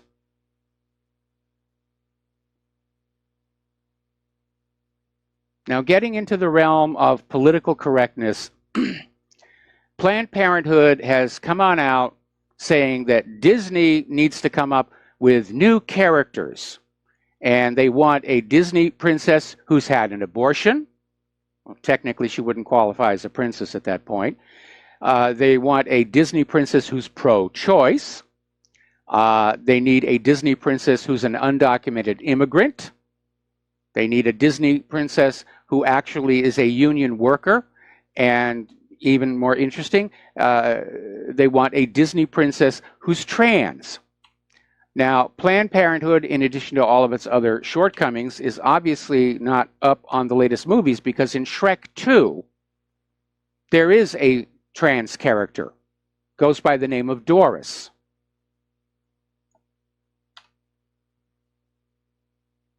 Now, more from the world of political correctness. Over in Europe, there is a supermarket chain, Sainsbury's, and getting ready for this weekend, they have put up chocolate eggs. And people were saying, why aren't you calling them Easter eggs?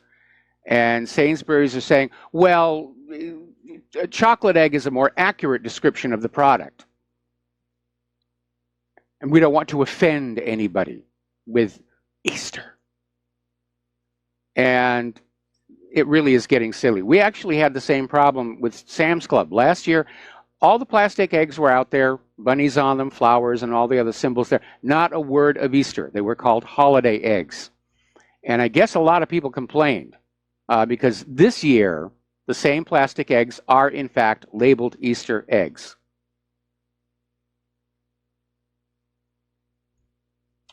All right. Now, the other day, there was a tragic helicopter crash in New York, and the passengers were killed. The pilot survived. The NTSB is looking into it. And apparently what has emerged is that one of the passengers was seated in the front next to the pilot and was apparently squirming around trying to get a picture of his own feet hanging out the door of the helicopter in midair over the ocean. And in the process of sliding around, accidentally hit the emergency fuel shutoff. And the pilot didn't notice until the engine had quit working. So that's what happened on that one. Got to be careful about all those buttons and switches here. Now, Robert F. Kennedy has finally emerged again. And you're probably not going to see any of this on the corporate media because they are desperate for pharmaceutical advertising here. But Robert Kennedy Jr. is out there once again making noise about the current situation with the vaccines. And he's saying that the corporate media narrative is that vaccines save lives and they're backed up by science. Yet the reality is they're causing a lot of harm. And there's not a lot of evidence that they actually accomplish anything. The pharmaceutical industry is refusing to study them properly. Never ask a question you don't want the answer to. And so basically, Robert Kennedy Jr. is working with some people who are crowdfunding to do private trials on the issue of the safety of injecting aluminum.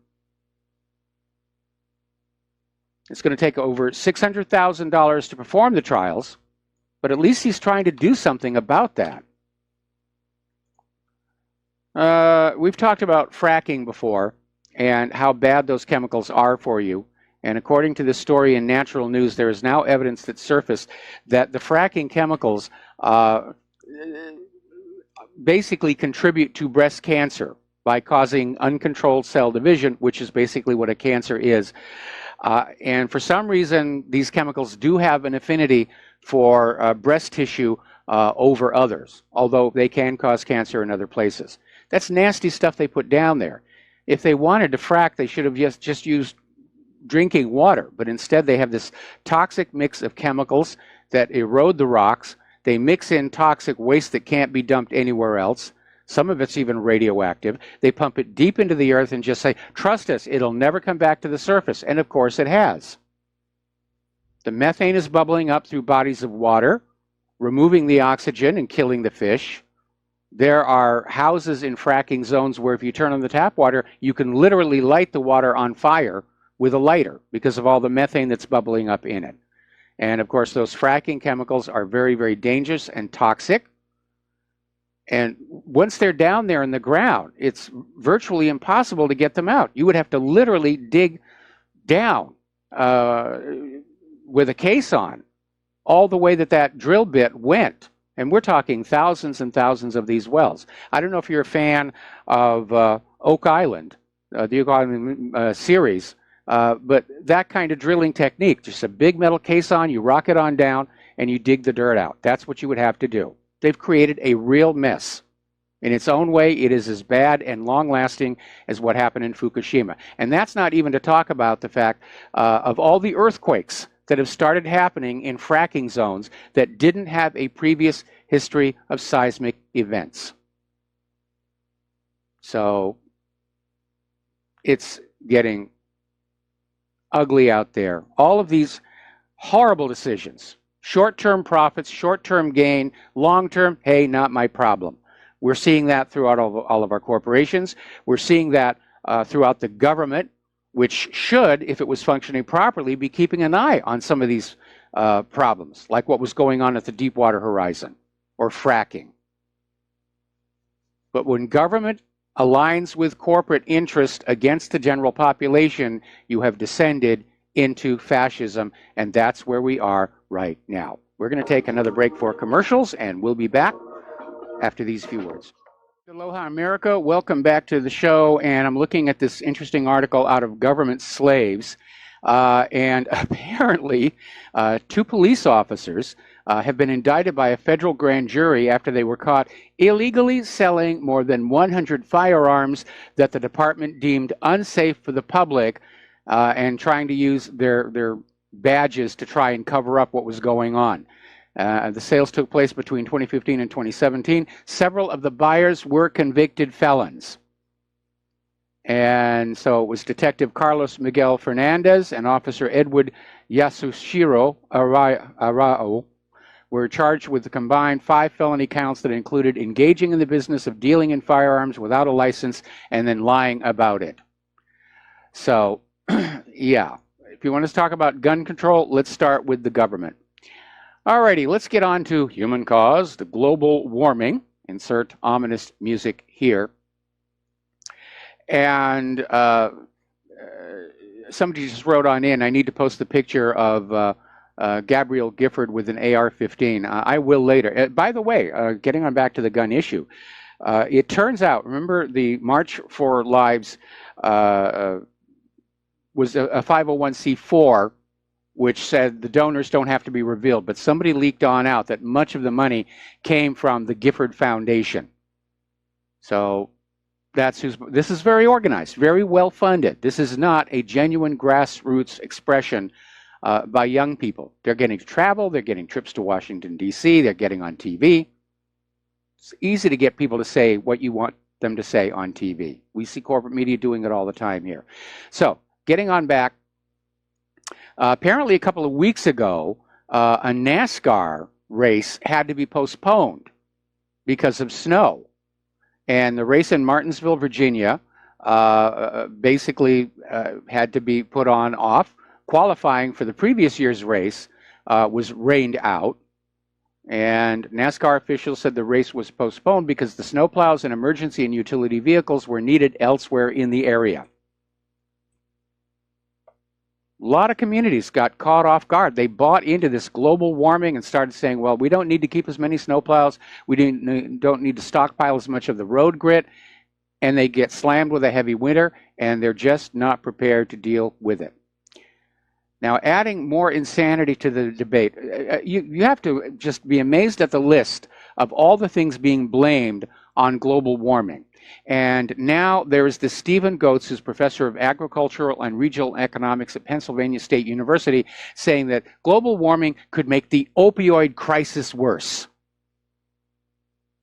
That's the reason for the opioid crisis. Forget about Afghan opium coming on over here. Forget about pharmaceutical companies encouraging doctors to write opioid prescriptions. The real villain is human-caused global warming. That is the shark, in my opinion. And over on my ClimateGate page, there's a sublink there, just listing many of the things that are being blamed on global warming. And it really is silly when you look at it, but they just keep pounding on this issue. All right, we're going to take another break for station identification. We'll be back after these few words. Aloha, America. Welcome back to the show. Hour number 3. The phone lines are open, 800-313-9443. And finishing up with human-caused global warming, there are now 40 scientific papers that have been published in just the first few months of 2018 from climatologists who are not financially entangled with Al Gore's global warming cult. And all 40 of these new scientific papers are saying there's nothing unusual happening with the climate. There's no warming. And indeed, right now, Earth is slightly cooler, certainly than either the Roman warm period or the medieval warming period, which were periods of tremendous prosperity. The world didn't end. There was just food in abundance everywhere, because longer growing seasons. And that's why Rome and the Renaissance did as well as they did. They weren't having to spend every waking moment trying to grow or hunt food. It was just everywhere to be had. But politicians like to take something that happens naturally, declare it an imminent crisis, and offer to sell you a solution. Now, here's an interesting little story over in the Daily Mail.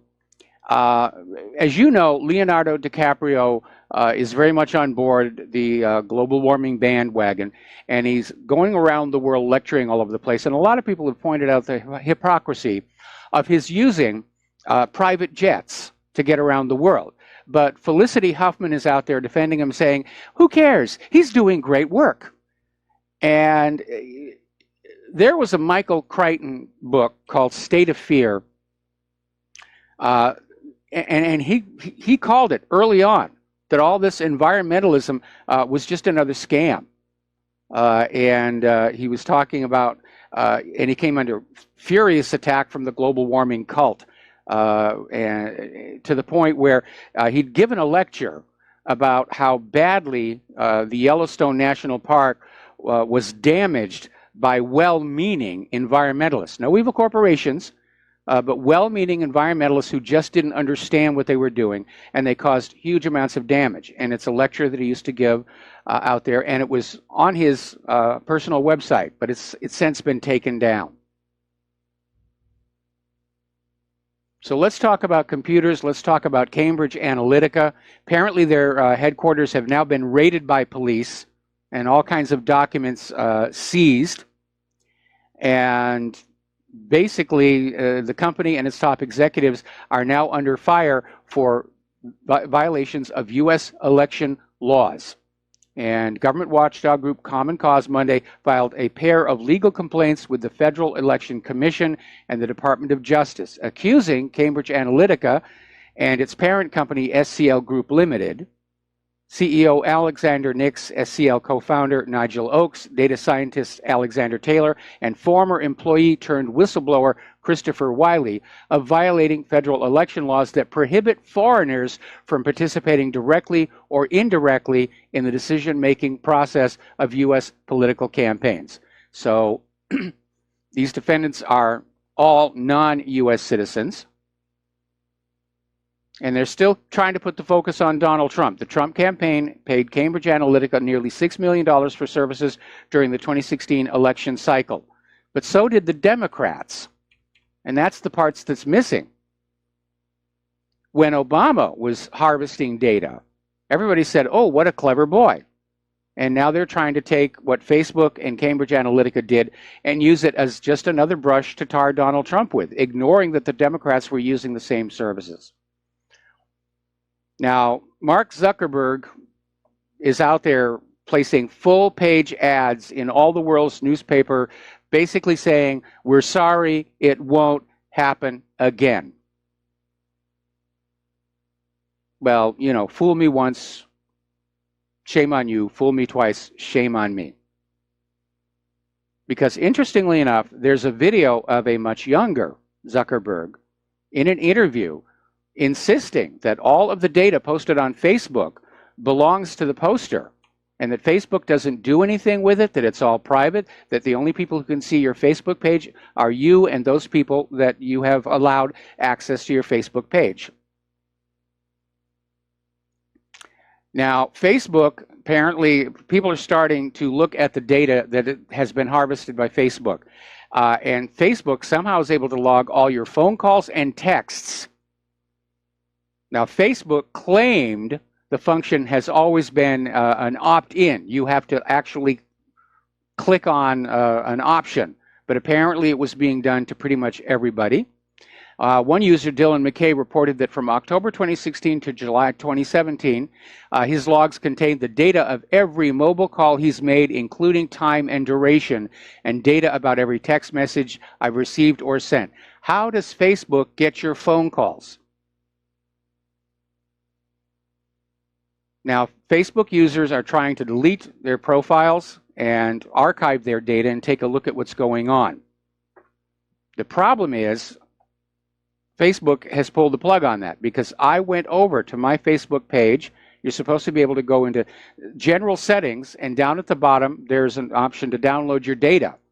And it can take like 10 minutes, and then they email you and say your data is ready to be downloaded, and you can look at it. But that option to download doesn't show up on my Facebook page.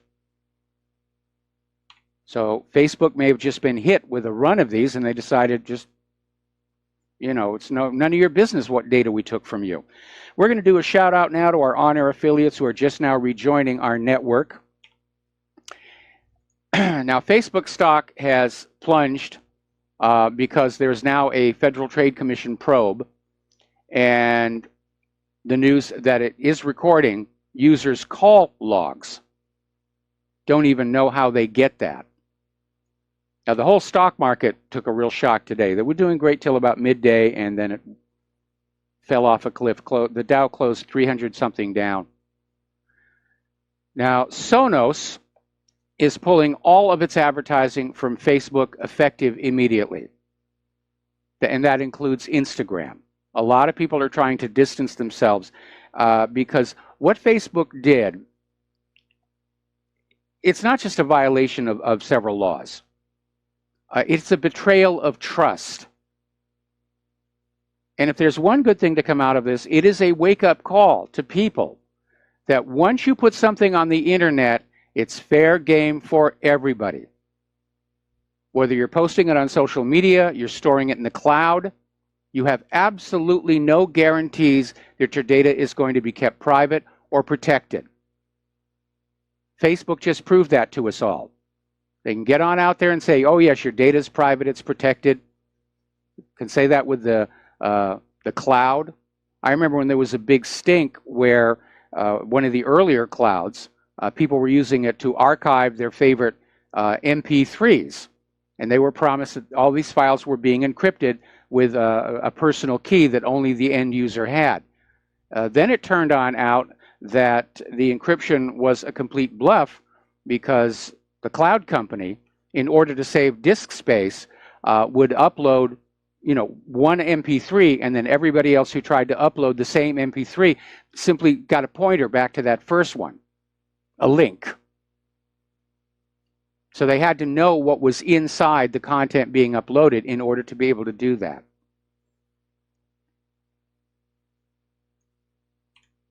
If you want privacy, you got to learn to write your own encryption.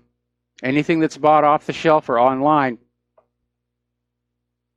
the NSA already knows how to break it, or they've backdoored it. All right, we're going to take a phone call here. Dave in Missouri, aloha. Welcome to the show. What's on your mind? Howdy, Mike. Hope you're having a blessed day. Thank you, I am. Beautiful here on the road. Great, yeah, it's been gorgeous. We were down in Georgia, just absolutely beautiful day.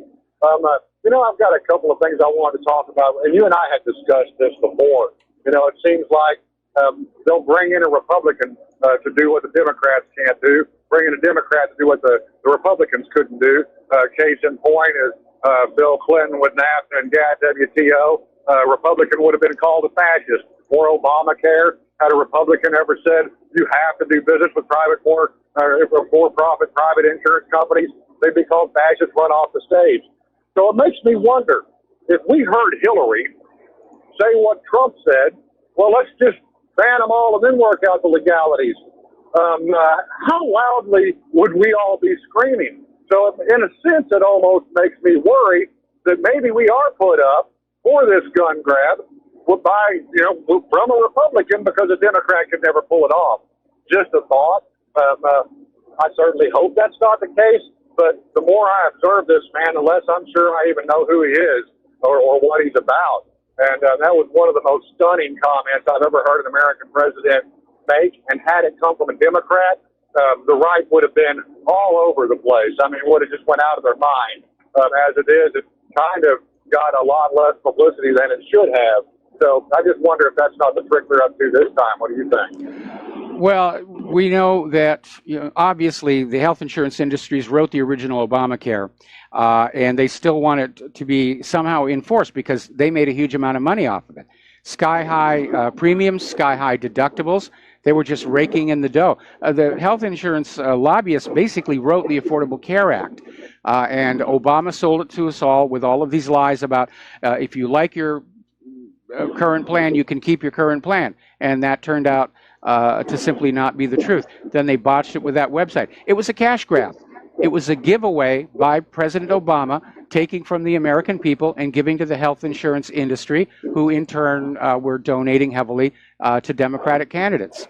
Sure, and had a Republican done so, the left would have immediately started screaming, fascist, fascist, And so only a Democrat actually could have pulled that off, in my view. I don't think politics of the day would have allowed a Republican to do it, and I don't think politics of the day would allow a Democratic president to grab the gun. But a Republican president, may be able to. And so that was my concern on that. Have we been fooled again? I think we kind of think so on many levels. Now, to the issue of China, Dustin made a point, and I'm probably guilty of it, talking about Chinese junk. And I'll be the first to admit, yes, they build the product in accordance with the specifics outlined by those who placed the order. I'm old enough to remember when Walmart went to Panasonic and Sunbeam, Hamilton Beach, Magnavox, a whole lot of American electronics manufacturers, and said either you're going to move your production capabilities to China so you can match these costs that we have bid on, or we're going to compete head-to-head against you with these Chinese import brands and freeze you out of our market. And they had such a market as being the primary access to rural America that these companies went en masse. So it wasn't that all American manufacturers just decided at once, oh, we're going to abandon our hometowns and the people who built our companies and move to China. There was great pressure on them from the primary retail vein to the consumer, Walmart among others. But I really don't believe that China is going to get drug into a war with America so long as there is any pulse in the American consumer. We've been their cash cow, and they are very smart. So the last thing they're going to do, and as soon as we go into a shooting war or actual hostilities, that trade is immediately cut off. That's the last thing China wants. So that's why I think they're at the negotiating table, kind of blinked, as you said.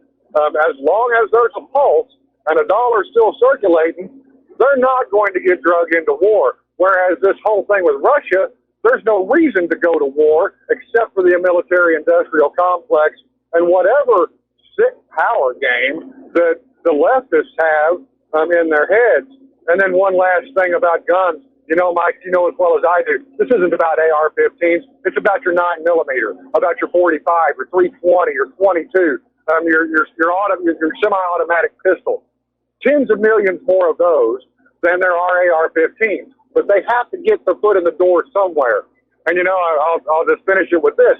I used to do an ammunition comparison between American manufactured ammunition and Chinese purchased ammunition. I have been through a case of Chinese ammunition where you could barely get half the box to fire versus American rounds that fire every time. And so, they have been selling us inferior ammunition with inferior products. But so long as the Chinese are able to find access to the American consumer, it's going to cut their nose off to spite their face to get drug into war. And I really believe that this whole Second Amendment gun grab thing could not be perpetrated by a Democrat. That's my two things I wanted to throw out there. I'll let you go. Tell you God bless you and appeal to your audience to support RBM and whatreallyhappens.com. Thank you, Mike. I love you. Well, thank you very much for the kind words here. Very often agendas are influenced by which party rather, is in the White House and what can they get away with. And that is sadly a really lousy way to run a government. What can we get away with this administration? What can we get away with, if we get the opposite party into the Oval Office next election here? Getting on back to Facebook, apparently actor Will Ferrell is deleting his Facebook account. He's got like 10 million likes. And it's the bailout. Facebook, meanwhile, disabled the account of Safa, a Gaza-based Palestinian news site that had 1.3 million followers. And Safa is seen as sympathetic to Hamas, but an employee at the news site said in a phone call, the media outlet is independent and has no formal relationship with Hamas. So Facebook just disabled it, along with the accounts of 10 Safa editors, without issuing a warning or providing an explanation. Just said it is gone here. Now, as you know, one of the people at Cambridge Analytica, Chris Wiley, has turned whistleblower. And he's going to be state's evidence. And basically one of the things he's come out with is that Cambridge Analytica hired an Israeli firm, Black Cube, to hack the African election. And So yeah, it's out there. The election systems are a joke here. Now, if you have Skype, Xbox, Office, various other services from Microsoft, you might want to watch your language, because Microsoft is instituting a policy to ban offensive language. And if you start cursing on Xbox, you will lose your Xbox Gold membership and any Microsoft account balances. Because although our government may be dropping white-hot flaming death on people around the world who don't deserve it, we have to not use bad words to prove that we're a just and moral people. The FCC wants to ban Chinese tech from being used in U.S. phones and routers. They're concerned about possible surveillance backdoors. And after all, that's the NSA's job. So U.S. officials are now discouraging U.S. telephone and internet companies from purchasing Chinese technology that could be used for surveillance. And they're saying it's a threat to national security posed by certain communications equipment providers are a matter of bipartisan concern. Now, we talked about this, I think, last week. Kaspersky Labs released information on a newly discovered, highly advanced piece of malware dubbed Slingshot.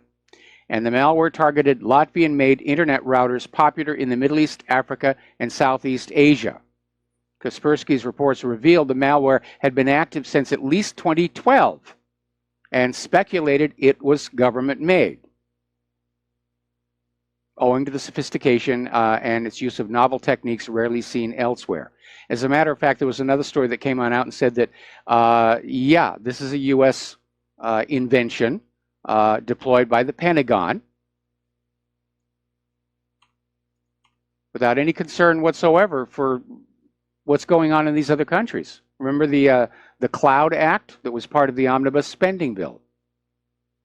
The U.S. declares for itself the right to hack into any computer anywhere on Earth and read whatever data they want without regard to the nation's privacy laws where the server is located. I think these other nations need to understand that is a violation of their sovereignty. All right, we're going to take another break for commercials. We will be right back. Aloha, America. Welcome back to our show here. Do you remember the first Pentium chip before they numbered them? A little bit of a kerfuffle after the Pentium had been manufactured, put into production, put into computers, gone into the stores, gone into homes. It was discovered that the chip actually had a math error in its floating point processor. And it caused a great deal of embarrassment. And Microsoft had, Microsoft and Apple both had to issue patches to get around that problem here. And of course, more recently, we've been hearing about so-called manufacturing defects in Intel and AMD chips, which may in fact be mandated backdoors for the NSA, especially if you look back on that last story that we just did about Kaspersky here. Well, apparently, NVIDIA's Titan V GPUs also have a math flaw. And this is their flagship graphic card.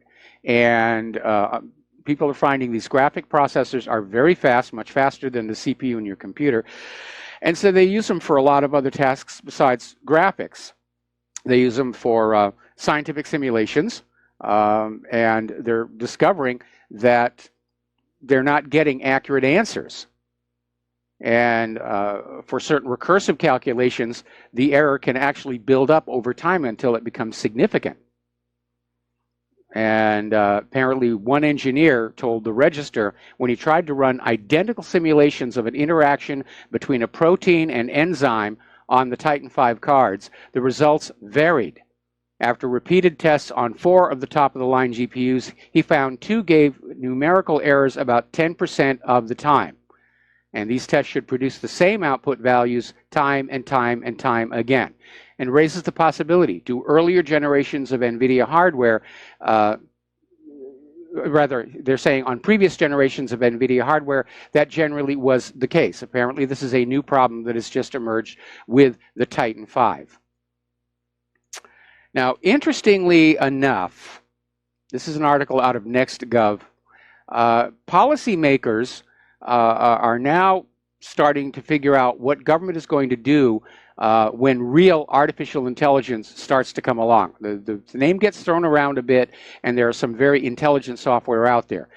They're certainly a long way away from being self-aware, but we're close enough, supposedly, where policymakers, in particular the National Security Commission on that's the law they're passing. Basically, they've got a House bill that wants to start inserting government into the development and management of artificial intelligence, and it's called the National Security Commission on Artificial Intelligence Act. Creates an independent panel to explore recent advancements in artificial intelligence and assess the economic and national security impacts of the new technology. What they're asking is, does artificial intelligence threaten national security?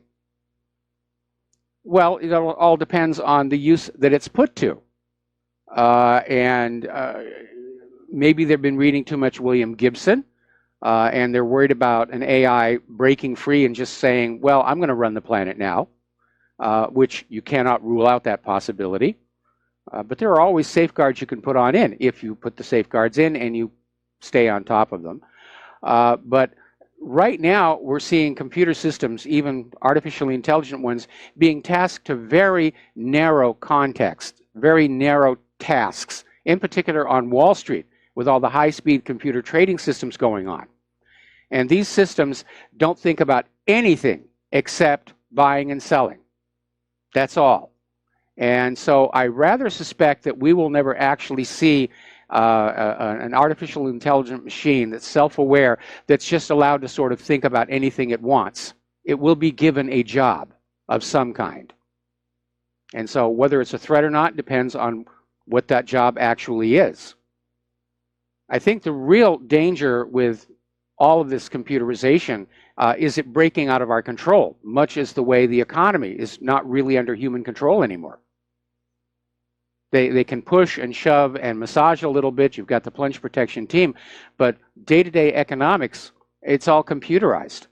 And the turmoil that we see on the market, the volatility, is from all these systems basically trading back and forth, trying to gain just that tiny fraction of a penny. And it is out of human control. The humans, the CEOs that own these computers, think they're in charge of the world, but they're just along for the ride. So what are they going to give this new AI control of? And are we going to be able to keep control of the AI? And I think based on what we saw on Wall Street, the answer is no. At some point, it'll become too fast and too complex for humans to even manage it. We won't know if it's doing something right or wrong because we won't understand what's going on. And that really is an area of concern. We could be in the process of building our successors on Earth. We're going to take another break for commercials. The phone lines are open, 800-313-9443, and we'll be right back. Aloha, America. Welcome back to the show. We're talking about computers, IT technology, its growing use to basically automate both surveillance and propaganda. In fact, there's even an article in Information Clearinghouse talking about the rise of weaponized AI propaganda machines. And basically, this was part of what Cambridge Analytica was doing, is they would snarf all this data about you, and then their software would say, this person will respond to an argument on these issues and these topics. And they would craft an individualized solicitation for you. And it sounds really kind of efficient and effective. But again, they're using the computers to figure out which buttons to punch to get you motivated to do something. And a lot of people are questioning just how effective that is. And certainly because it begins with the theft of your personal data, a lot of people are very, very much upset. Now, another story coming out of Blacklisted News. Police facial recognition smartphones will be used to create secret watch lists.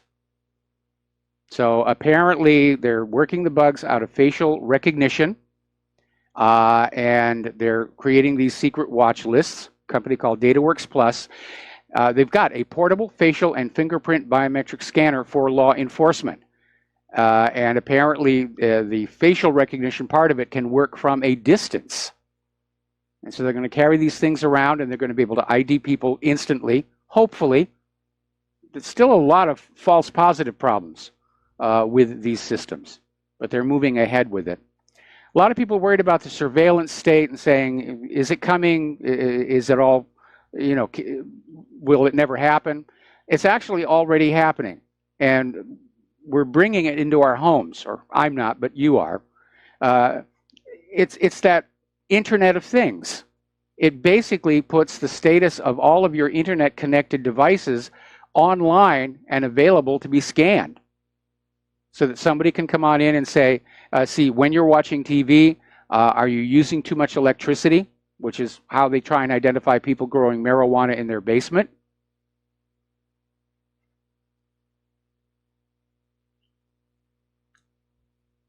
So you got to be careful about all this tech. You don't know what's inside.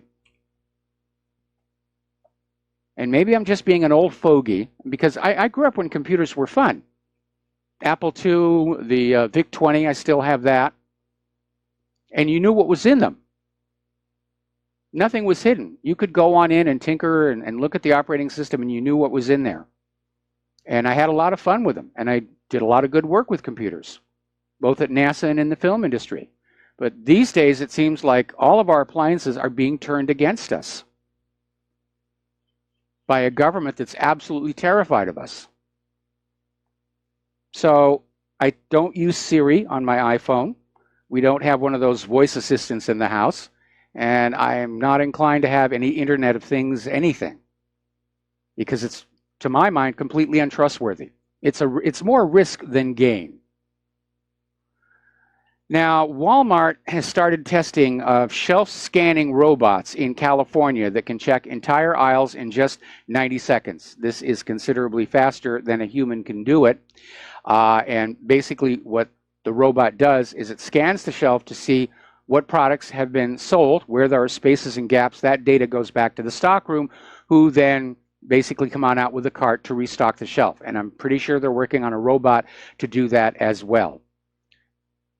And robots are cool, robots are fun. But this is a very, very dangerous direction for us to be going in, because every one of those robots is displacing a human worker. It's making another unemployed American. And we're headed toward a situation where we're going to have shopping malls filled with robots trying to sell robot-manufactured goods with no buyers, because the human workers won't have the money. And it's all going to fall apart. It already is falling apart. The consumer economy is in serious, serious trouble. Apparently, if you've done any financial traction with the city of Atlanta, you're advised to immediately protect your credit. Apparently, they had some kind of a breach down there that got credit card data. Meanwhile, this is a fun story.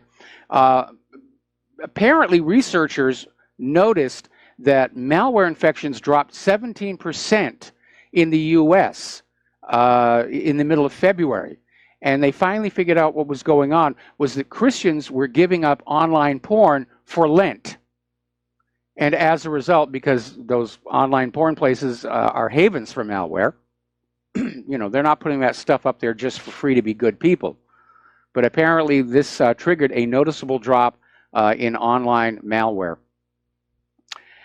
NASA has just announced they have to delay the launch of the James Webb Space Telescope by about a year. And they're dealing with some major setbacks that NASA describes as avoidable errors by the prime contractor, Northrop Grumman. So that's been pushed back a year. Meanwhile, of course, all eyes are on the skies. A lot of people are very concerned about the Tiangong-1 re-entry, which all of the estimates and guesses are starting to narrow as being sometime this weekend, or sometime rather Sunday or Monday. Most of them focusing on Sunday. And scientists are now admitting that it will be, they won't be able to get a good guess on where it's actually going to come down until just an hour or so before it actually starts its re-entry. And that's just the ugly reality. And it's a high inclination orbit. So the possible impact zones are from 43 north to 43 south, but the bands, the potential bands of impact are narrowing, and I'm glad to say that Tiangong 1 is not orbiting over Hawaii at any time. I got a little satellite tracking thing, so we're not going to see that. Thank goodness. If it does re-enter, we might see it off to the south in the sky. So we'll just keep our ear on the radio. Now,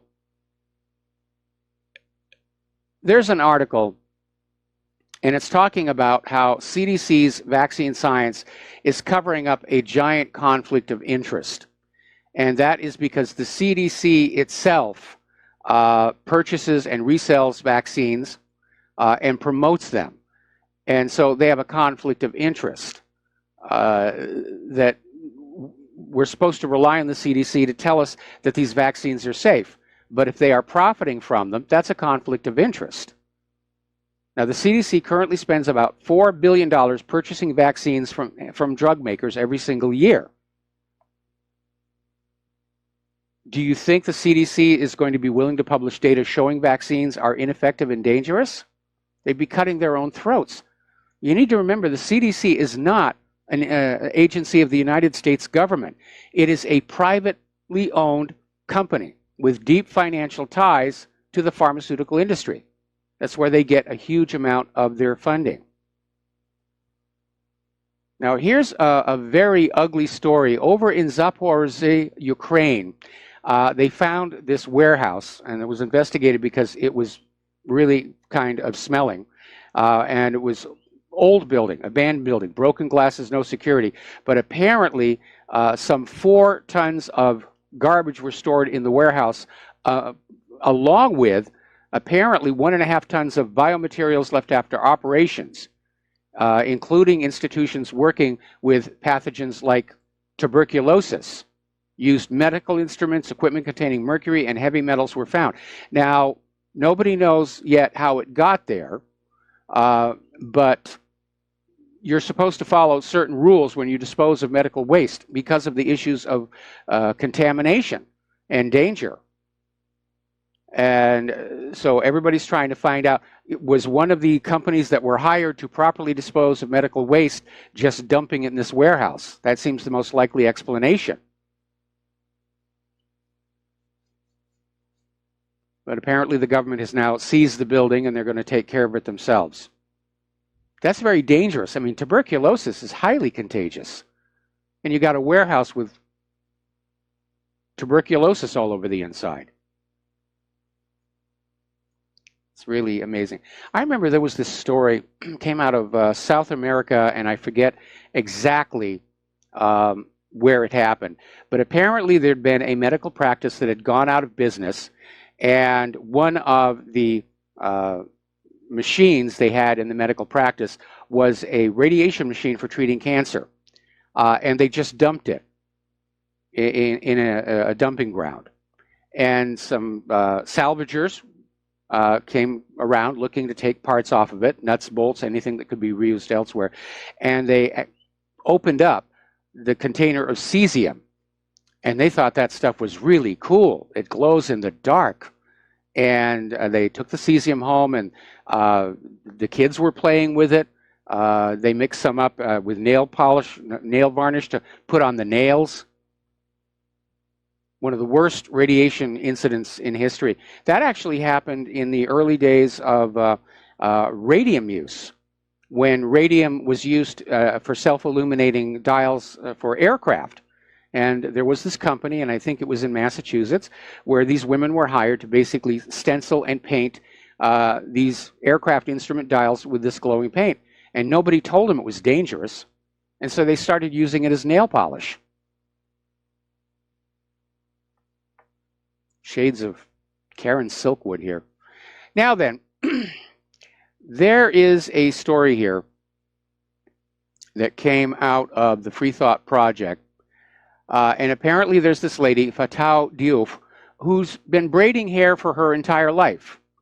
And she was so good at it, she jumped through all the legal hoops, sat through hundreds of hours of needless classes, and paid thousands of dollars so she could turn braiding hair into a job, into a career. And apparently, because she had some people working for her who hadn't gone through the licensing process and hadn't paid the thousands of dollars, she's now being fined $10,000. I think that's a little bit of overkill. We're talking about hair braiding here. We're not talking about brain surgery. Now, you've probably heard about the Great Pacific Garbage Patch, and all the environmentalists are up in arms about it. And I think the popular image of it is there's a patch of garbage that's floating so close together and so thick that you could walk on it. No, actually, it's really spread out. And it's caught in this North Pacific gyre current. So it just spins around and spins around and spins around. There's been a new study that shows the garbage patch is actually 16 times bigger than previously estimated. And I'm sure somebody striving for tenure got that. And it would be nice if something could be done about it.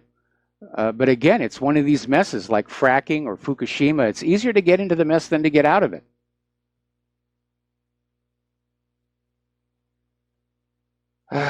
What a mess of this world corporations have made.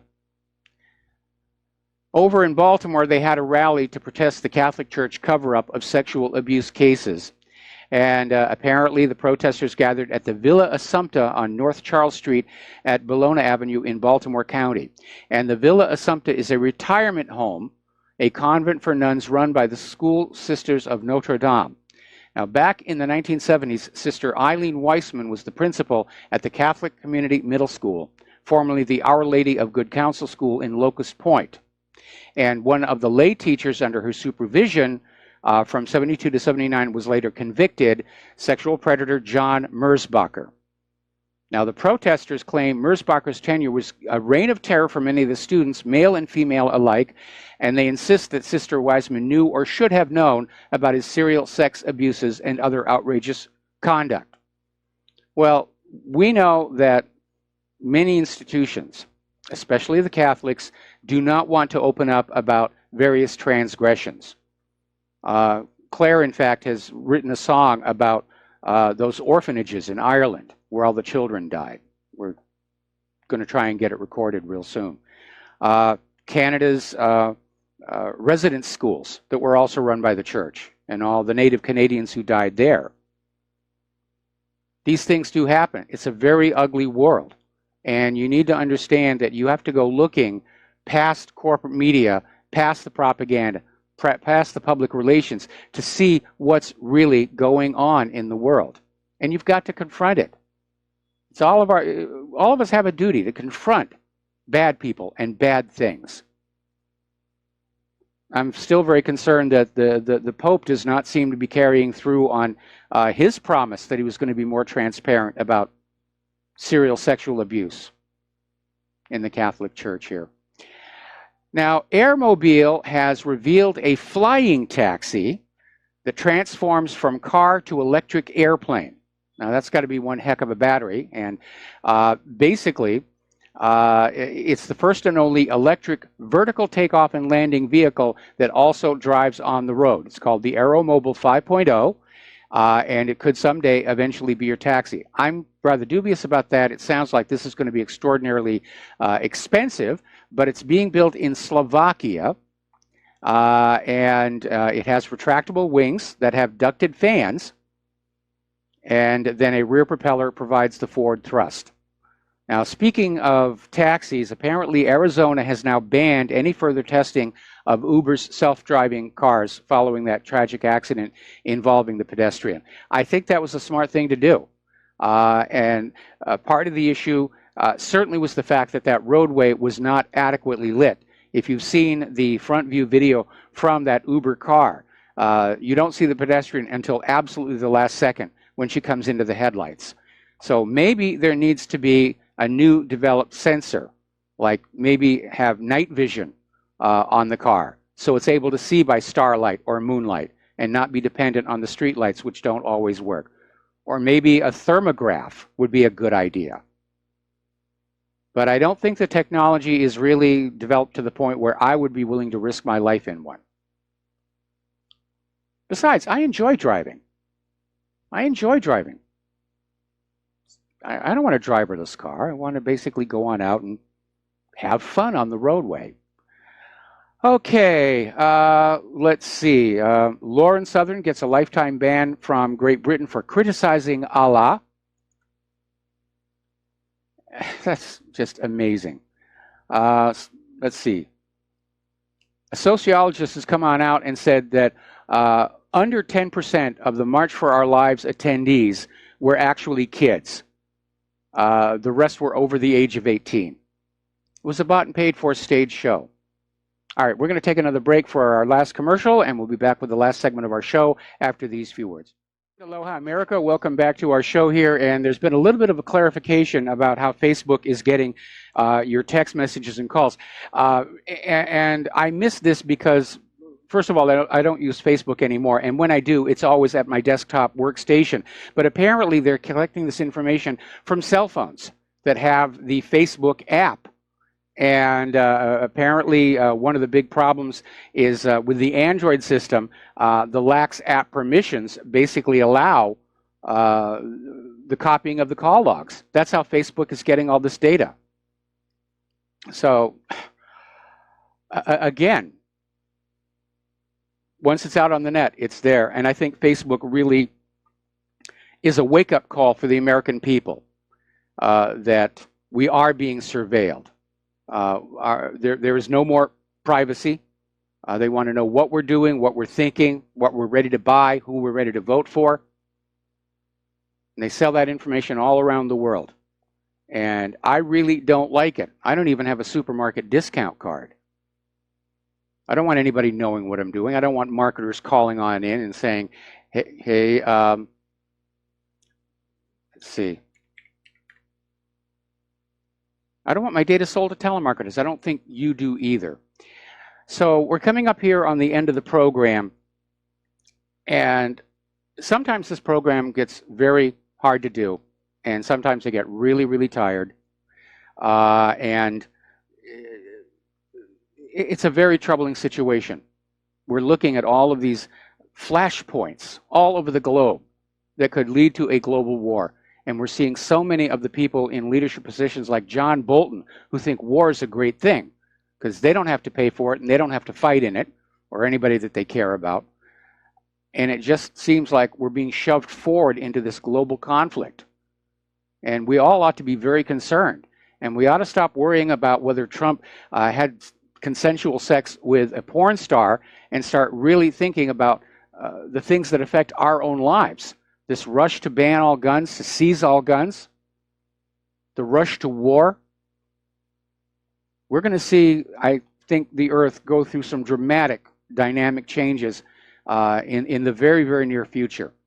And if you are not prepared to deal with a disruption in the supply chain, if you haven't prepped, now's the time to do it. Just be prepared to take care of yourself and your family for an extended period of time without the availability of tap water, without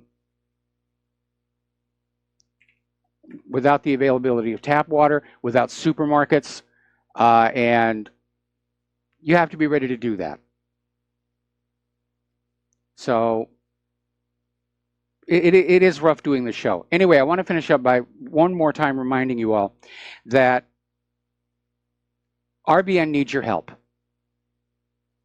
If everybody listening to the show could send in just $5, it would really make an impact.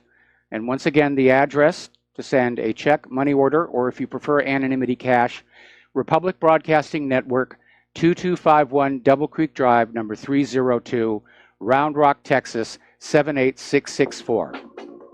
And there's the music. Time for me to get on out of here. Please stay tuned for John Stedmiller. I'm sure he's got a lot of interesting things to share with you.